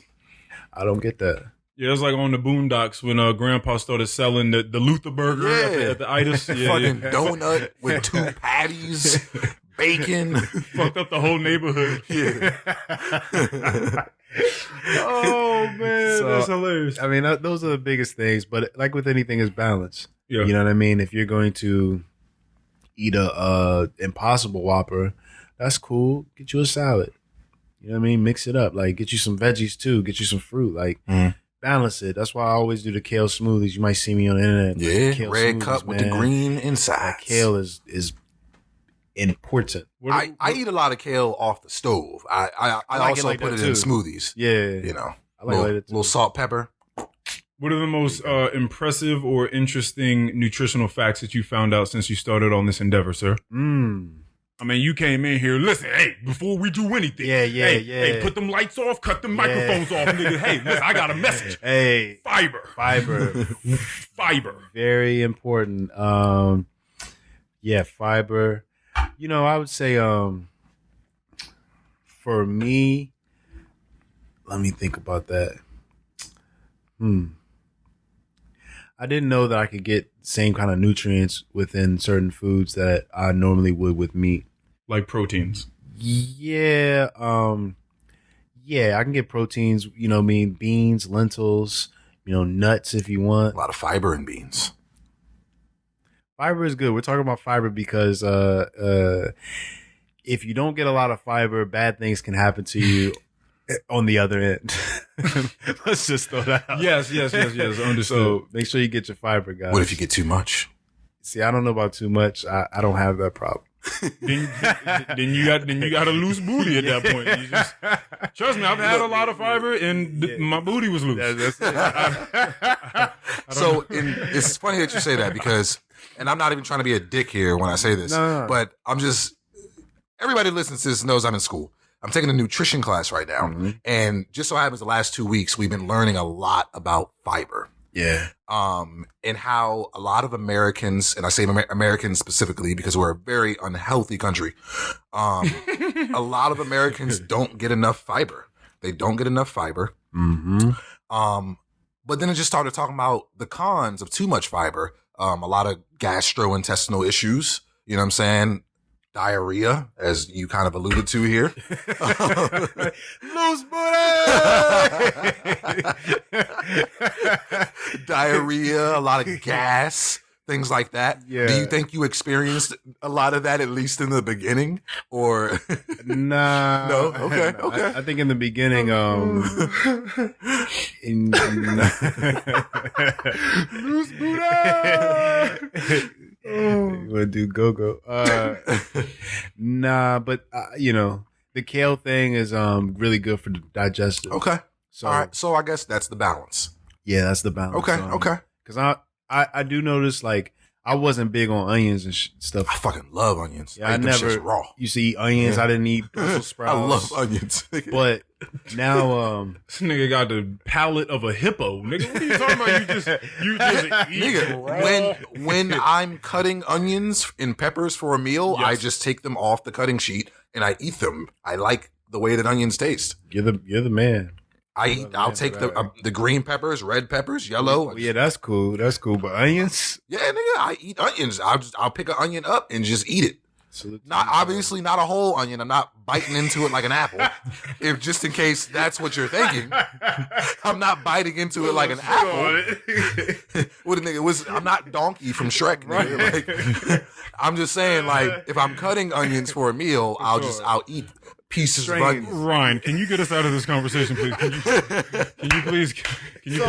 One thing about it, one thing I did notice is that with the kidneys, at least, when as far as processing protein, the meat is just so heavy on it and it's hard. It makes the kidneys work harder. Mm-hmm. So when you're not doing the meat, right, you're getting protein from other sources, but it's easier on the kidneys. It's easier on the organs. Okay. Another thing too, man. I was born with one kidney. For anyone that doesn't know. Really? Yes.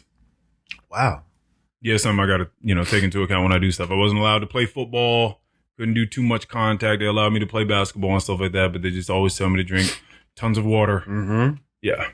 And, limiting salt. Because the doctor said I had kidney disease. So, like, that was kind of a thing for me. Wait, when were you diagnosed with that? I was 15. Oh, okay. I remember that. So I knew for a minute. Sorry, I'm about to sneeze. Do it. 1, 2. Right on cue.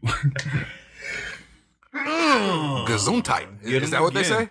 Yeah. Did I say that right? Yes. All right. And also salud. So appreciate y'all. What is that, German?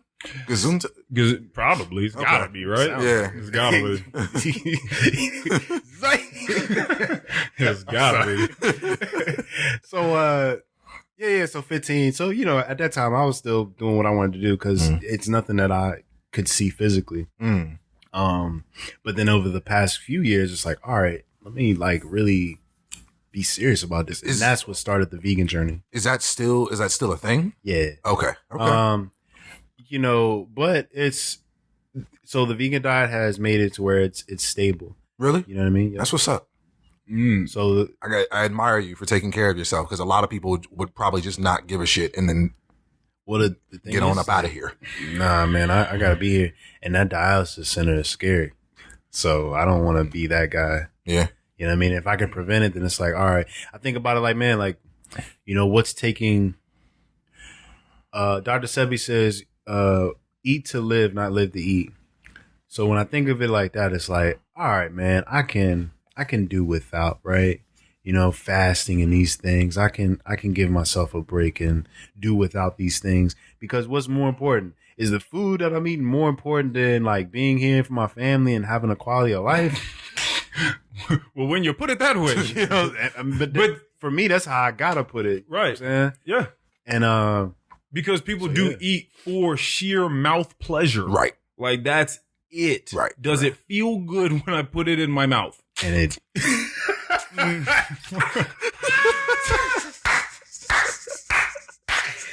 yeah, well, sexiest man alive. It feels good in my mind. You know.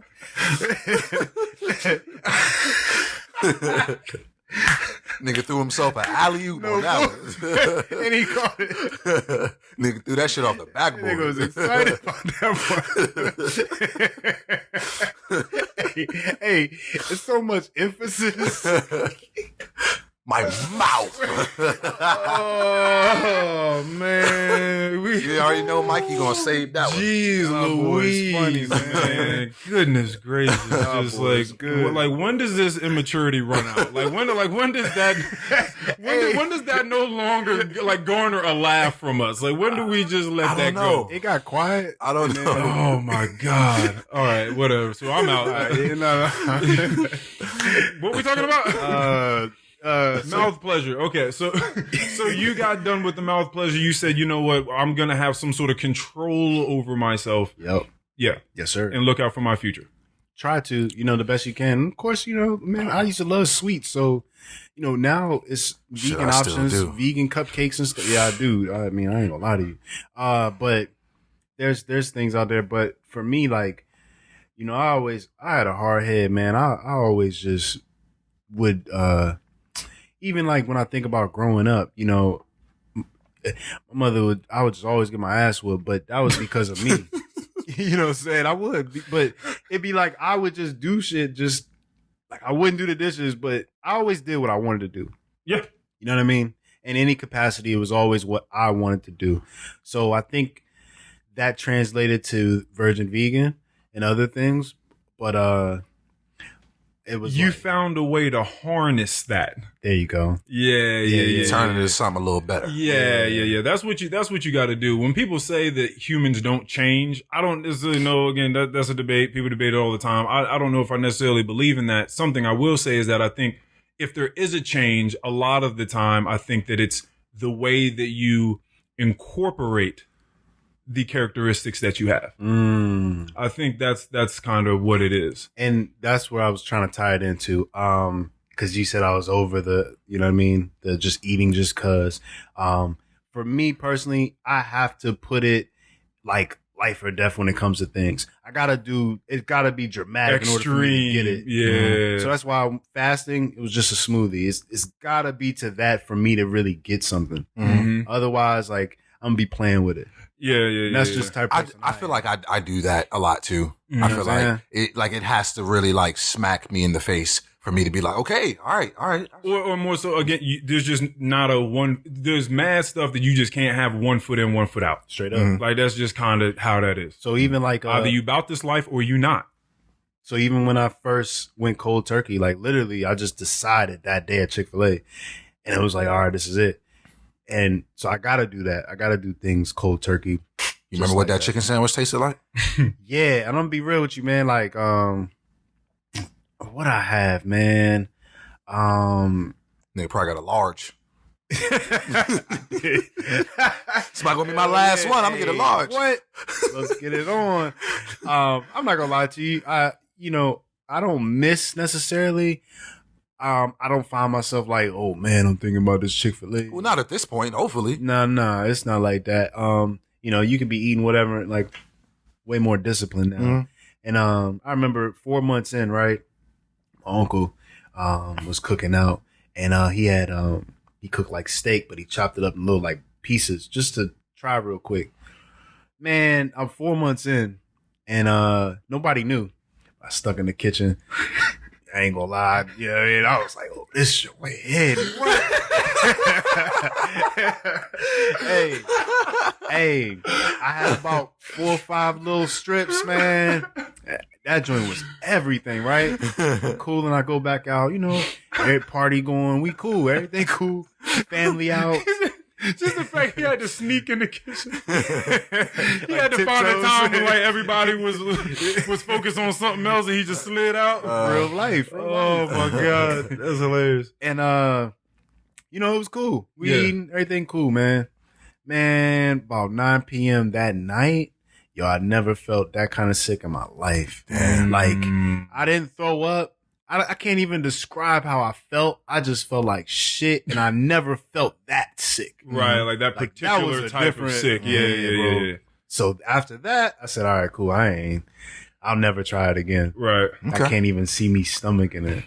And let me make this disclaimer too.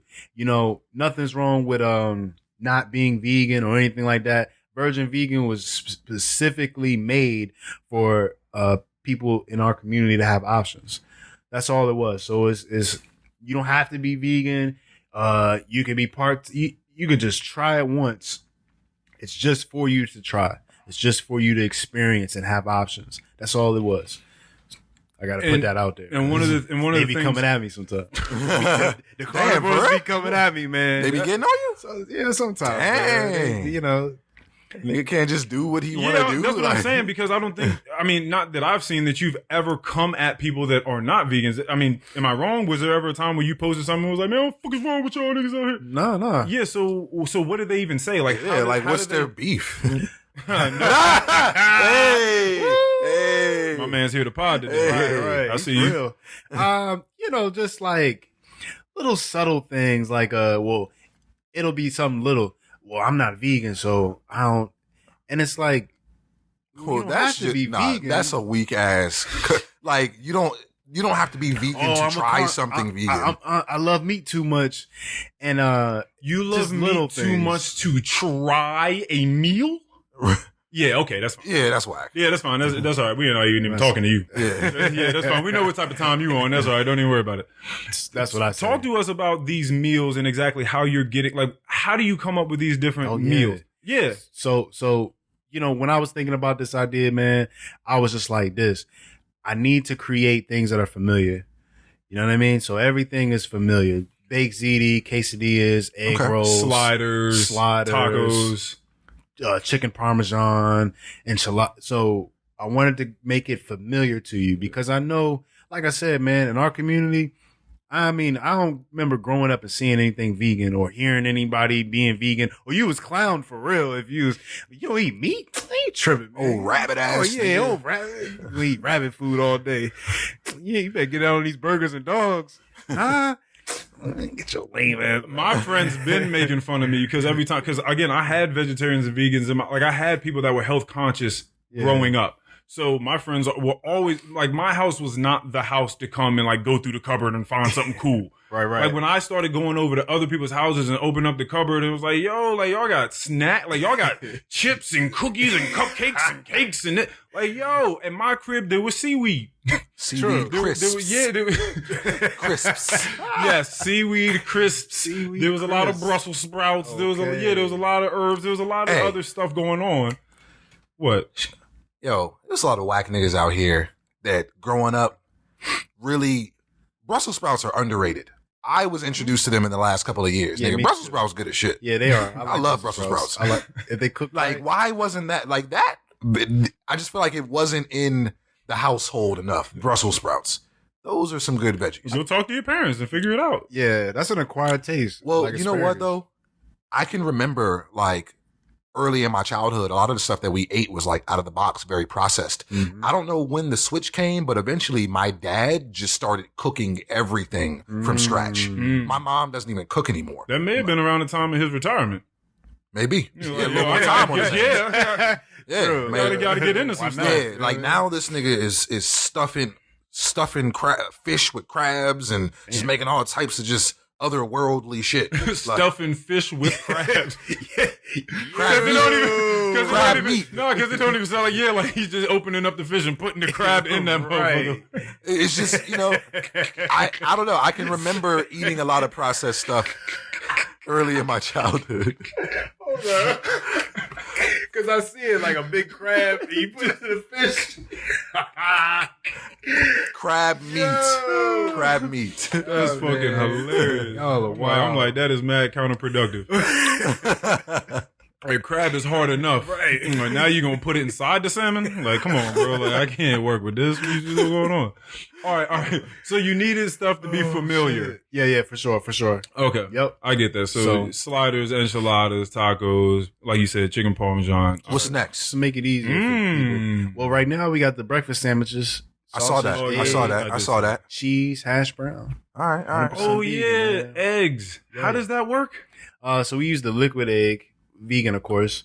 And I'm not going to throw any more brands out there until they send a check. I'm working on something, but okay, because again, I was going to ask you, are you still using them? Blah, blah, blah, blah, blah, blah, blah. Off air. Yeah. Got you. Because I found myself like really going hard, yo. Pause. And then I don't think that was. Nah, that wasn't. Not nearly as bad as mine. No. But go ahead. Not at all. Just really going for these brands, and like it's a struggle to get the inventory. And I feel like, yo, as much as I'm endorsing y'all and promoting y'all, like y'all should just be sending me, and I'll pay for it, obviously, but like it shouldn't be this much of a hassle. So anyway, I'm with that. Cut the check. I'm with that. Cut this man a check. Cut the check. But, He's solid. Cut the check. What was you asking? well, nothing now. Nothing now. We're done with that, sir. Anything else? It is in particular that you need to ask this gentleman here. Not really, man. I feel like we've covered a lot of bases. We've learned a little more. We've learned about our past, you know what I'm saying, where we know each other from. We've talked about how Virgin Vegan started, which is something I definitely wanted to talk about. Yeah. We talked to Earl, poked on, Noah. What you mean poked up? Nobody has ever used that to say. I don't know why I said that. Nobody said it's not a saying. Like you touched on something, you alluded to something. He poked on it. Look, I'm gonna follow through. I'm gonna follow through. Go for it. Earl poked on Uh-huh. how, the topic of you just becoming vegan in the first place, which is something that I definitely wanted to talk with you about. So I'm glad you said that. Yeah. But, I'm going to just come back and reiterate that, I stamp Ryan Richards. He's a solid guy. You know what I'm saying? Solid in the community, seems to be solid within himself. You might be the next young one with himself. You know what I'm saying? You are a very, very thoughtful person. And I don't know how long you've known that for. Because, awareness it's an interesting thing, right? To kind of be able to try to look outside of yourself, back at yourself. Yeah. Right? Metacognition. Yes, exactly. But you're a very, very thoughtful person. And, I appreciate that. And I really do enjoy, because I am, or at least I should say that I try to be, I love the intention behind the things that you do. You don't just do things without thinking about why you're doing it, the repercussions for you or the people surrounding you. I like that. What SZA grandma say? SZA's grandma? Do nothing without intention. Nothing without intention. Yes. Bars. That is bars. Sir, do you have anything at all that you would like to ask us, talk about, whether it is in regards to our lives, the pod, what you got? Go ahead, Kim. Because you didn't say this. Go ahead. Ryan Richards, think about this question for about 10 seconds. Oh my gosh. What is on the forefront of your mind right now? What is it on the forefront of your mind? What you say? Bars. Oh, yeah. Well, I'm not going to take the credit for that. That is an Earl question. He just didn't ask you. Bars. Because I said bars, and then it just made me think about bars. that is the answer to his question. That's the answer to the question. Okay. Okay, my bad. But what else? I mean, we could. No. Other than that, not other than that. Now we got to get into that. What do you mean bars? Yeah. You're talking about lyrics. You're talking about music. Yeah. Oh, man, I still love music. I still write. I still create, man. This nigga just came in here and talked to me about fiber for an hour and 50. Hold on a second. Wait a minute. Are we putting together music right now? Always. Okay. I will never stop. Is this okay? The music and the bars that are at the forefront of your mind, is this more so susceptible to show up on someone else's project or a project of your own? A project of my own, but you know me, man. I'm not you don't I rush just gotta it. feel it. It's gotta, you know what I mean? It's gotta make sense. It's gotta come, but yeah, I'm always gonna write, always create. For sure. So that's interesting. I'd love to know like what bars from you sound like right now on your own project, not a feature, what your bars would sound like for your project. Like what, because then that would be another way of asking what's on the forefront of your mind. Listening to your songs and hearing what it is you have to say. With all this sort of growth that you've been going through, spiritual, filial, which is, the word for relationship between father and, parents and children. Everything. Yeah. Everything. I would love to hear about it. It's they gonna kill niggas anyway. Pick a day. Sunday, Monday, Friday, Jesus Day, your birthday, ricochet, shots make everybody lay. Pour another for my brother. They ain't had to go that way. I read a story that hurt me. There's too many. They teach my daughter slavery, but won't admit to the history. I'm looked as an enemy. Who gonna help me? I had Jason don't help me. That's on purpose. Don't get nervous. I hold that door open. That's important. Karma come full circle. Wish I could say I'm good. R.I.P. Nate Woods. Ain't no new news. They killed Trayvon in his hood. And I'm just left with niggas that scream, I wish you would. Hey, why our wild beats don't be more complex? Cause when our wild speak, my raps be too complex. I used to want to be on Fader, Pitchfork, and Complex till I realized my God body too complex. That's a brief intermission. Fuck the system, I'm a part of it. One day I'll sincerely be in Africa where the tropic is. Meta world peace change. I had to make me change or forever see the same like a G-string. They want you stressed, depressed, with nothing left. I had corona, there's only one more left. Re-up on your black seed, sea moss dawn. I ain't been sick in 2 years. Okay, now I'm showing off. This rapping like tapping this. Dance, nigga, dance. This rapping like tapping this. Dance, nigga, dance. They want to see a show and we want to see some bands. Akon land, I hear you calling. Gotta work on my French. I wouldn't mind having fries often. If you don't like it here, why don't you go back where you came from? I would, but they can't tell me which way that I came from. Pink Panther flow, I'm as sly as can be. And since you ain't, shit, might as well be me. It's free. So that's kind of some things I've been... Yes!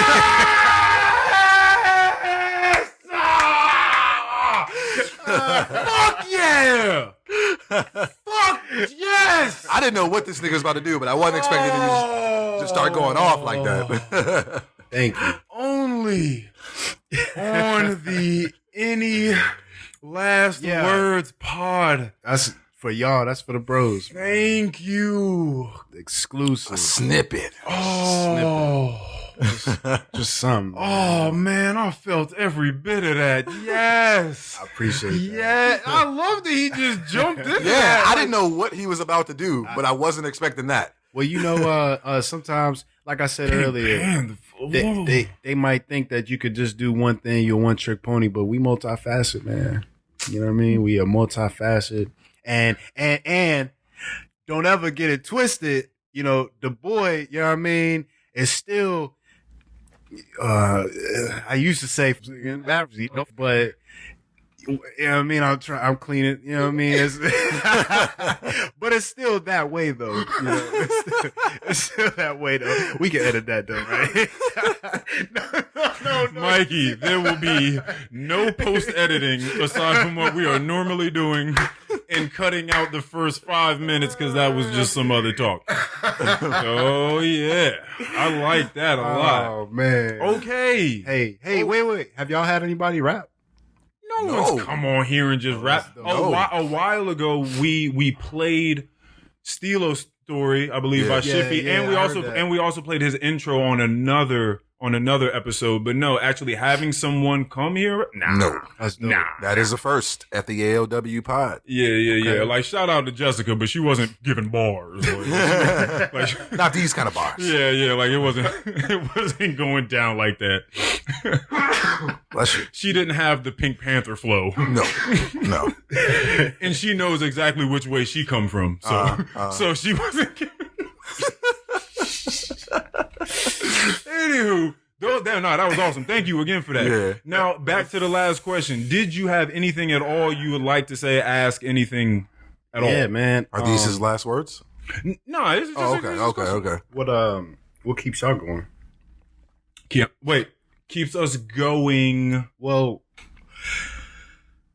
what made y'all come to the decision to actually put out the podcast, and then what keeps y'all motivated to keep doing it every week, each and every week? Keon, you got to go first. Oh my god, shit. So first, I'll try to just make this quick, but I don't know. One day I was thinking about doing a podcast, and the first person I thought to do this with was this nigga, because I know that one, this man can hold a conversation. Yeah. And two, I know that he just got a lot going on up in here. So I knew that I knew that having him here. That's hilarious, because that is an observation. It is neither an insult nor a compliment. Continue. But I knew that he would be a good person to start this out with. And honestly, when I first was kind of coming up with the idea to want to do this, I had no idea what this would become at all. You know, I think honestly, I can say that my first ideas about this podcast was probably some basic ass, regular ass, you know, top 40 pop shit that I'm gonna come on here and talk about things that other people are already talking about. Right. And I don't know if it maybe even started out like that in the beginning, but it's nothing like that now. Nothing like that. We might talk about some things that are going on in the world, but we try our best to diverge away from Twitter topics and Facebook issues and shit like that. It just flows so natural.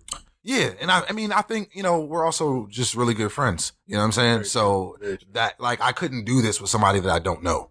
Like, I couldn't, let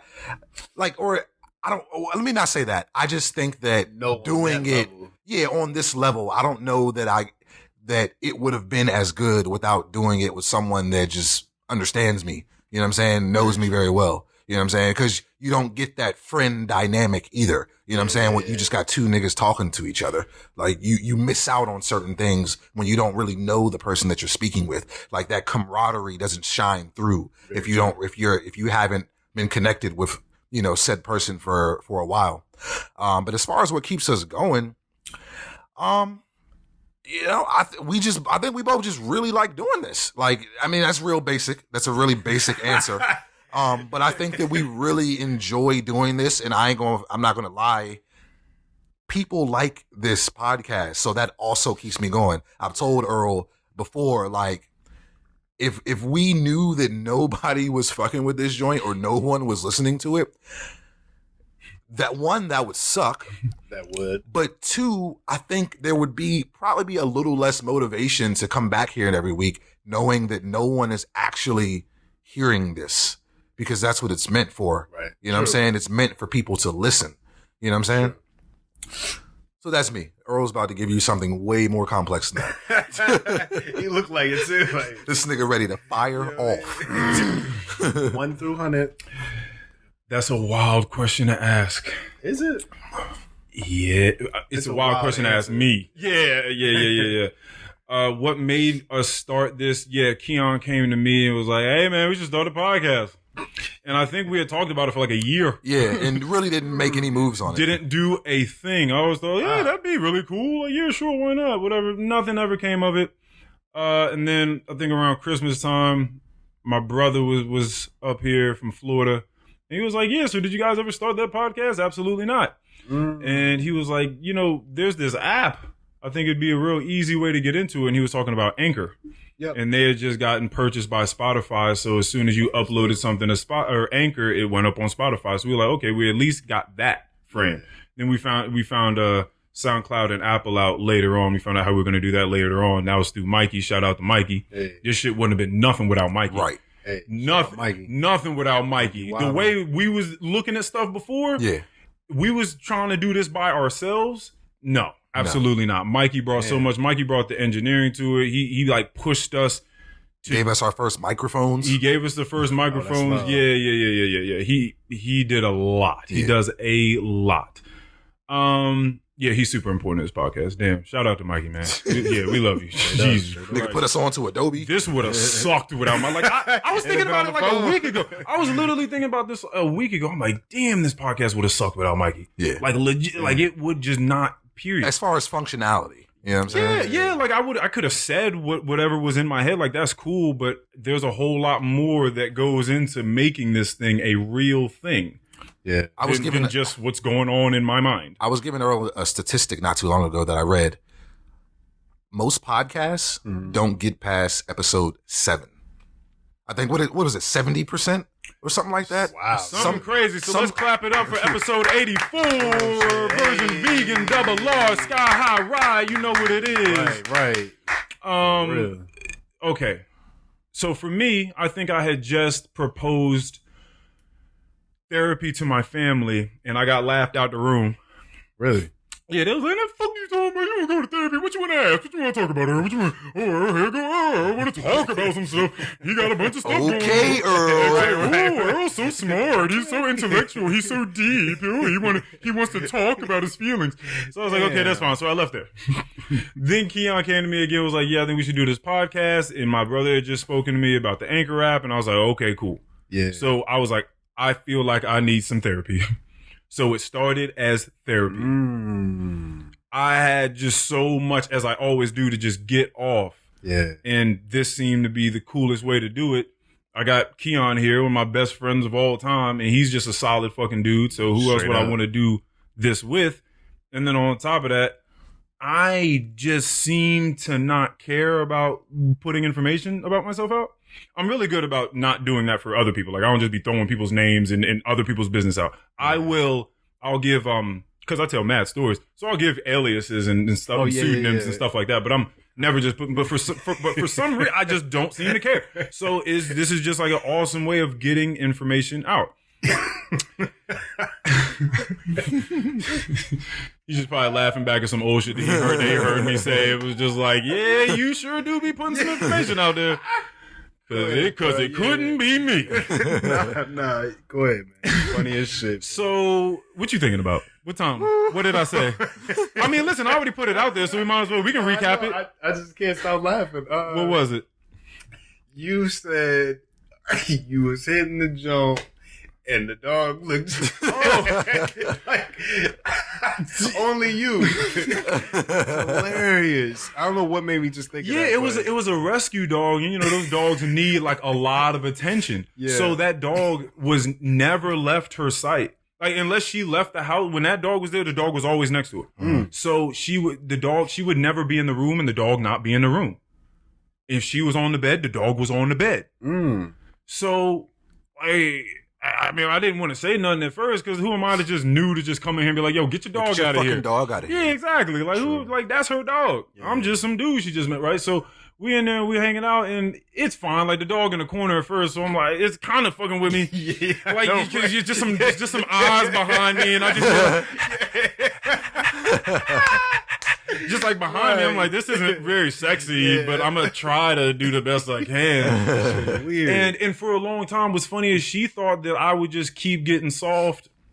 Oh, just cause. and not finish because there was something wrong with her or something like that. And like, this was like 2 or 3 times.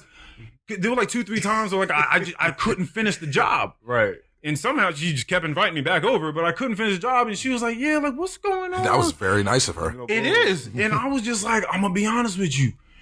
your dog is just in here, is hopping around. Like there's just a whole lot of extra. There's a certain level of concentration that is involved with sexual activity. If you really want it to be what it's supposed to be, it's supposed to be something you kind of want to like lose yourself in. It's like a free flowing art in a sense when you get into what they call a flow state. Yeah. Right? And so that's what you're really trying to get into when you having intercourse with someone. Right. I couldn't do that with the fucking dog over here. So then like the nigga probably barking. So then the last time, yes. So then the last time, get off of my human. So the last time my human. So then the last time I couldn't deal with it no more. Like I'm up there trying to do my thing. And again, I told this story. It was like a certain position where it's like a yogi squat. It's like I'm squatting. I'm up on like my feet. Yeah. And I'm doing like a dip down sort of motion. Like I'm doing like squats in a sense, right? Yeah. Like what do they call it? Like jackhammering. Yeah. You know what I mean? Okay. And so I say that to say that my ass cheeks were spread apart. That's the point that I'm getting to. Right. So it was just like the access was right there. Right there. So when I tell you that like wet piece of turkey bacon just just went straight up my butt crack. There's no other. I was just like, and I just tighten my butt cheek. Right. And clearly, that was it. Yep, dick was the softest cotton at that point. And then she's like, "Yo, what's going on?" I'm like, "Your dog just did the thing." So then after that, like once the dog got out of the room and things continued on, she was like, "Oh, okay, so it really was the dog. It wasn't." And I'm like, "Yes." Yes, I like you. You're sexy. Yes, I liked this. Yeah, but so yeah, that was that story. But anyway, let me get back to this answer. Go ahead. What keeps me going? Yep. I was talking to you about people in this life, and I think it's such a sad thing if you don't find that thing that ignites the fire inside you. If you don't find that thing that is electrifying, that gives you that sort of God complex, that feeling of being on top. And it's not even being on top in an arrogant, egocentric sort of way, because again, we are doing what we do for the right reasons. It's for the people. We're trying to take what it is we were given and redistribute. All right. So I love observing, thinking about things, speaking to people.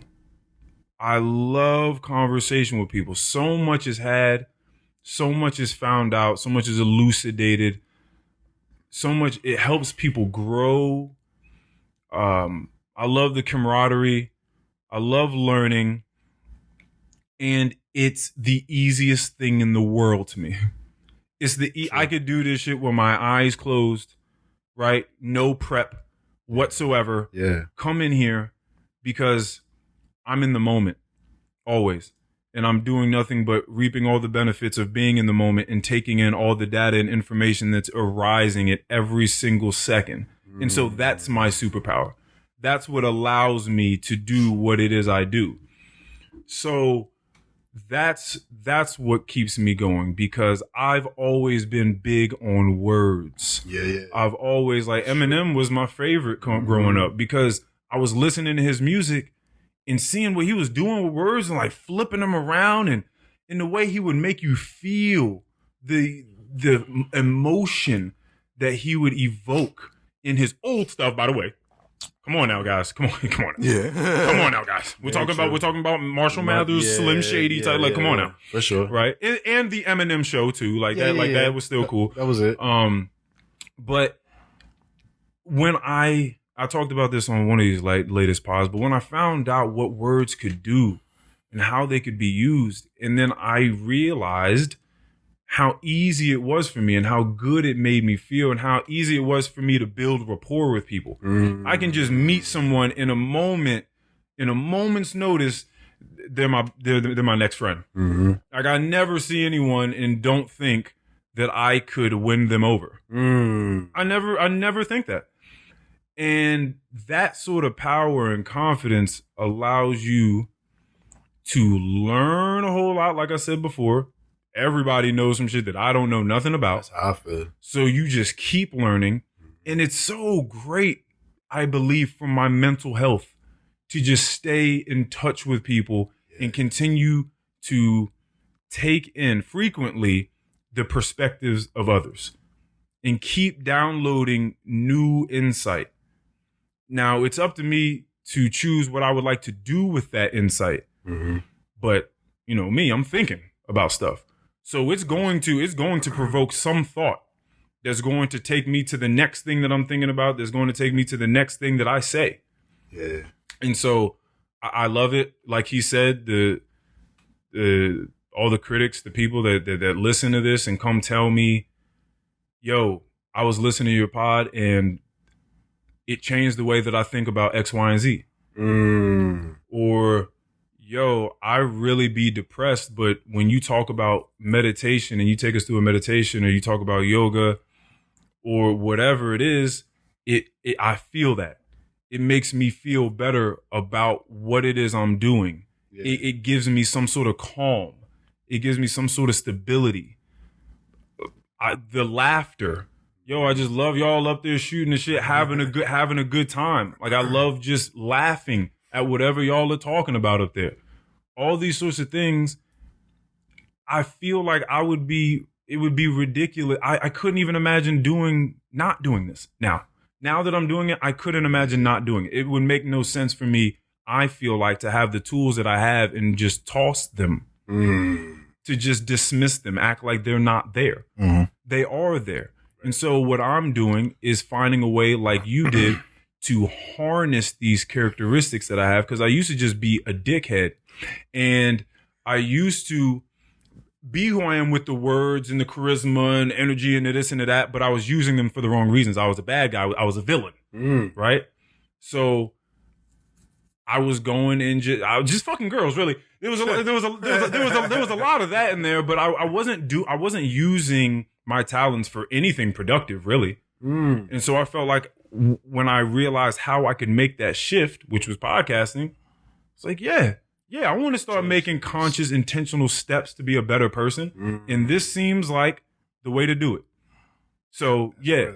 That's where I'm at. That was my answer. Hey, I want to ask y'all this too. Would y'all ever have another host? And I'm not asking for me. I'm just asking. Yeah, no, that's a very, very good question. It would have to make sense. Definitely. It would have to make sense. Yeah, because who the fuck do I want to, like, every week to come in here and talk to me? Because I don't. Right. It's not the same connection. Right. I would need. Yeah, it's not that they have to be as close to me as Keon is, but I need to know why. Why do you want to be a host? You just want to be a host of a podcast because it just seems cool. You just want to be in front of the camera and the lights and be on the mic. Like what? Yeah. Like what are you doing? Because this is my passion. Legit, I listen back to these episodes. I critique myself. I listen to myself. I listen to the tone, the way I said stuff. That's why I'm using the headphones now, because I'm hearing myself. I critique conversation. I'm watching the David Letterman, My Next Guest Needs No Introduction interviews on Netflix that he's done with like Barack Obama, Jay-Z, Kanye, all of them, Robert Downey Jr., Lizzo, Ellen DeGeneres. That was a really good one, by the way. We finally got to see Ellen DeGeneres be a regular human being that isn't just dancing around with a happy fucking face on. So that was dope. Other podcasts, and they don't have to be huge podcasts. They can be local ones, but I just listen to conversation deeply. And I mean, I observe this shit out of the way that people have conversation, and I'm reading it on so many different levels. And I know listeners like, oh, you're always talking about communication, and I studied this in school too. It was interpersonal communications, public speaking, business communication, all this sort of stuff. So like, this is just, there's no other way to put it than this is what I love. I could do this all day long, is just have conversation. And it's the best thing for me because all I have to do is continue to live, breathe, walk, and talk to people, and I'm sharpening the tool. True. I don't got to go to no gym. I don't got it. Like, my passion is free, right? Like, I get to do what I do for free. All I got to do is open my mouth in front of someone else. True. That's it. What are your thoughts? Well, the third guest, the third host. I mean, like he said, it's gotta work. Like you can't. Like we've been doing this too long to just throw a third person in here that's just gonna be on some BS. Right. You know, my answer is probably no. Okay. Yeah. Yeah, I don't know. It's just one. There's the coordination with all that, getting here, being here to do it. Like I don't know I don't know how it would truly function. You know what I'm saying? Like, because we've been through a lot getting this together just to get to this point where we are now. And, you know, I'd hate to just bring someone on, you know what I'm saying, that's going to kind of just mess up that flow. You know what I'm saying? So, as of right now, in this very moment, I'm okay with just us, you know what I'm saying? Having a guest from time to time. Yeah. I'm not really tripping about putting a third person in that seat that's going to be here consistently. Keon's my man, so I was willing to do it with him. This is no shade, by the way, because it's gonna sound like it. But if I were thinking about having another person on, it would probably only be because I am floored or in awe of their conversational skills. Yeah, I wouldn't. Yeah, for sure. It would have to be like an A1 communicator. Yeah, for sure. I don't just need another body just to say things every now and again that are not original, well thought out thoughts. Yeah. I don't need that to be the case. So, I'm good. That's good. I only asked that because I don't even know anyone that loves conversation like me. I don't even know anyone that puts communication in the regard that I have it in. I don't hear anyone talk about reading communications books, trying to figure out how to break the barriers and the boundaries between us as people. I never hear about that. Even podcasters, people that podcast, they love a thing. Yeah. And then the podcast is about the thing. But they're not necessarily thinking about how to become a better conversationalist or a better public speaker. They're just worried about, I love this thing. It could be cooking. It could be music. It could be whatever. So I'm going to do a podcast about that thing. I podcast because I love podcasting, because I love conversation and communication. I don't really know people that are just into that. I don't. I'm glad y'all said that because I wouldn't want another. But I was going to make sure I let y'all get y'all's off. But yeah, I would just want it to be y'all forever. It's not on the forefront of our minds. You know what I mean? Absolutely not. Because even, I ain't gonna lie, like, when I listened to the joint with Mo, I hit him and I was like, yo, like, where you at? Yeah, like, what's going on, bro? He was like, nah, I'm just, whoop. But yeah, I was kind of. Yeah, so every now and again, I mean, it's gonna be that though. I know. No, for sure. Yeah, so people have probably listened to the last one, and then they'll listen to this one and be like, "Oh, damn, there's gonna be Keon in there with." Oh, now it's on 3 people all the time. No, right, people. That's not gonna be the case. Let me go ahead and let you know now. Like I've told you before, Keon is much busier than I am. I will be here. This is my house, right? Like people can come through easily. Like I'm going to continue to put these out. Keon's going to come here when he can and do his thing. And we always appreciate whenever he can come on out here. Blessings. But I'm not worried about another co-host at all. Yeah. Y'all niggas kill it by yourselves. Anywho. We appreciate that. Yeah. Keon, do you have some last words for these people, man? I do. Just going to piggyback off something Ryan said earlier. Do not be afraid to try new things. I promise you will miss out on so much in life by not trying new things. That's all I'm going to say. Ryan, do you have some last words for our people? Ah, man, that was good. We'll definitely tell people where they can find all your stuff. Yeah, for sure. Yeah. Thank you, Virgin Vegan, Facebook. Thank you, Virgin Vegan, Instagram. Of course, you can catch us at the Manassas Farmers Market every Saturday, 8 to 1. Get at us for catering. Get into the meal prep world. So, in catering too, we do whatever. It could be 100 people, or if it's just a meal for you and 5 guests.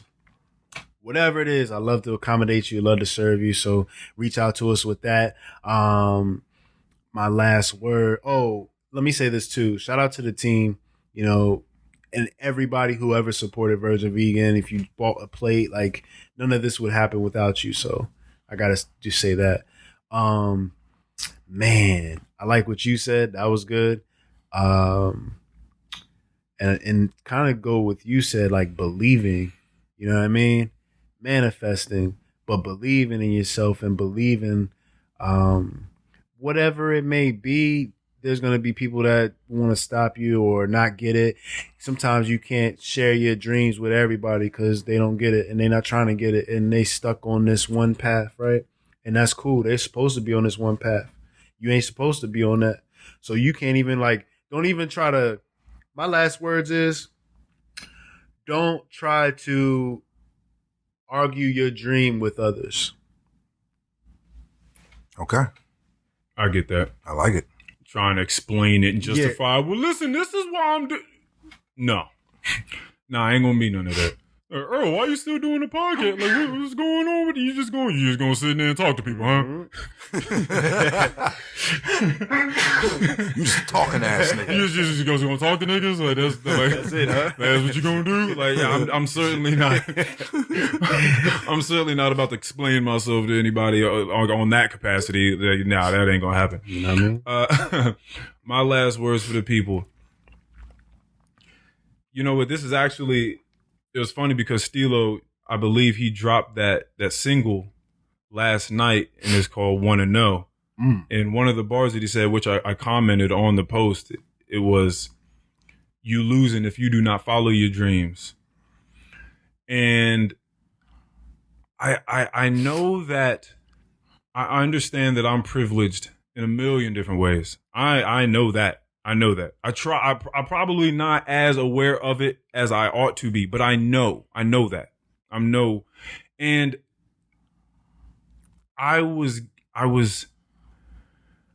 I'm appreciative of the fact that I was able to find something that fulfills me. Something that keeps me going, something I love to do, something that I love to see evolve in the way that it has along with me, because that's really all this is. When you talk about the evolution of this week to week or month to month, it's really the evolution of us. Yeah. It couldn't go the other way. Right? All we have is us. And that's what these waveforms are right here. Right. It's just us. So I realize that everyone's not going to have all of the properties needed to be able to, and that could be time, it could be finances, whatever the case is. You may not have all the resources that it takes to go and, I don't know, maybe find that thing, maybe do it at the level that you would like to do it at. I understand that. Try. I think that it's worth a shot. Like, sure. You gotta try to fit that in there some way. I don't know what everybody's beliefs are that listen to this pod, but I do know that some point in time, hear my words and hear them good. We all are going to die. We're going to perish. Do what you want to do. Reach out for it. Do something. Make some noise. Figure something out. This is going to all be over. And so you're telling me you just gonna get up, brush your teeth, eat some shitty ass breakfast, go to work that you fucking hate all day long, come home to someone that you know you should have broken up with 5 years ago, stick with them, be in arguments all day long, and go to sleep and wake up and do it again? You gonna do that until you out of here? I would rather die. And that's real. No, that's ridiculous. That's absolutely ridiculous. Get out there and find something that fuels you. Yeah. That exhilarates you. And don't let any fucking body, alluding to what you said, take that away from you. Real rap. Those are my last words. Very, very well done. This has been wonderful. I love this. Yeah, this was dope. This was dope, wasn't it? This was dope. This was much cooler than you thought it was going to be. No, it was cool. It was the coolest. It was the coolest. It was the coolest it could possibly be. That was a trick ass question. That guy's good. That boy good. Episode 84. Woo, woo, woo. Peace, Yes, everybody. Thank you.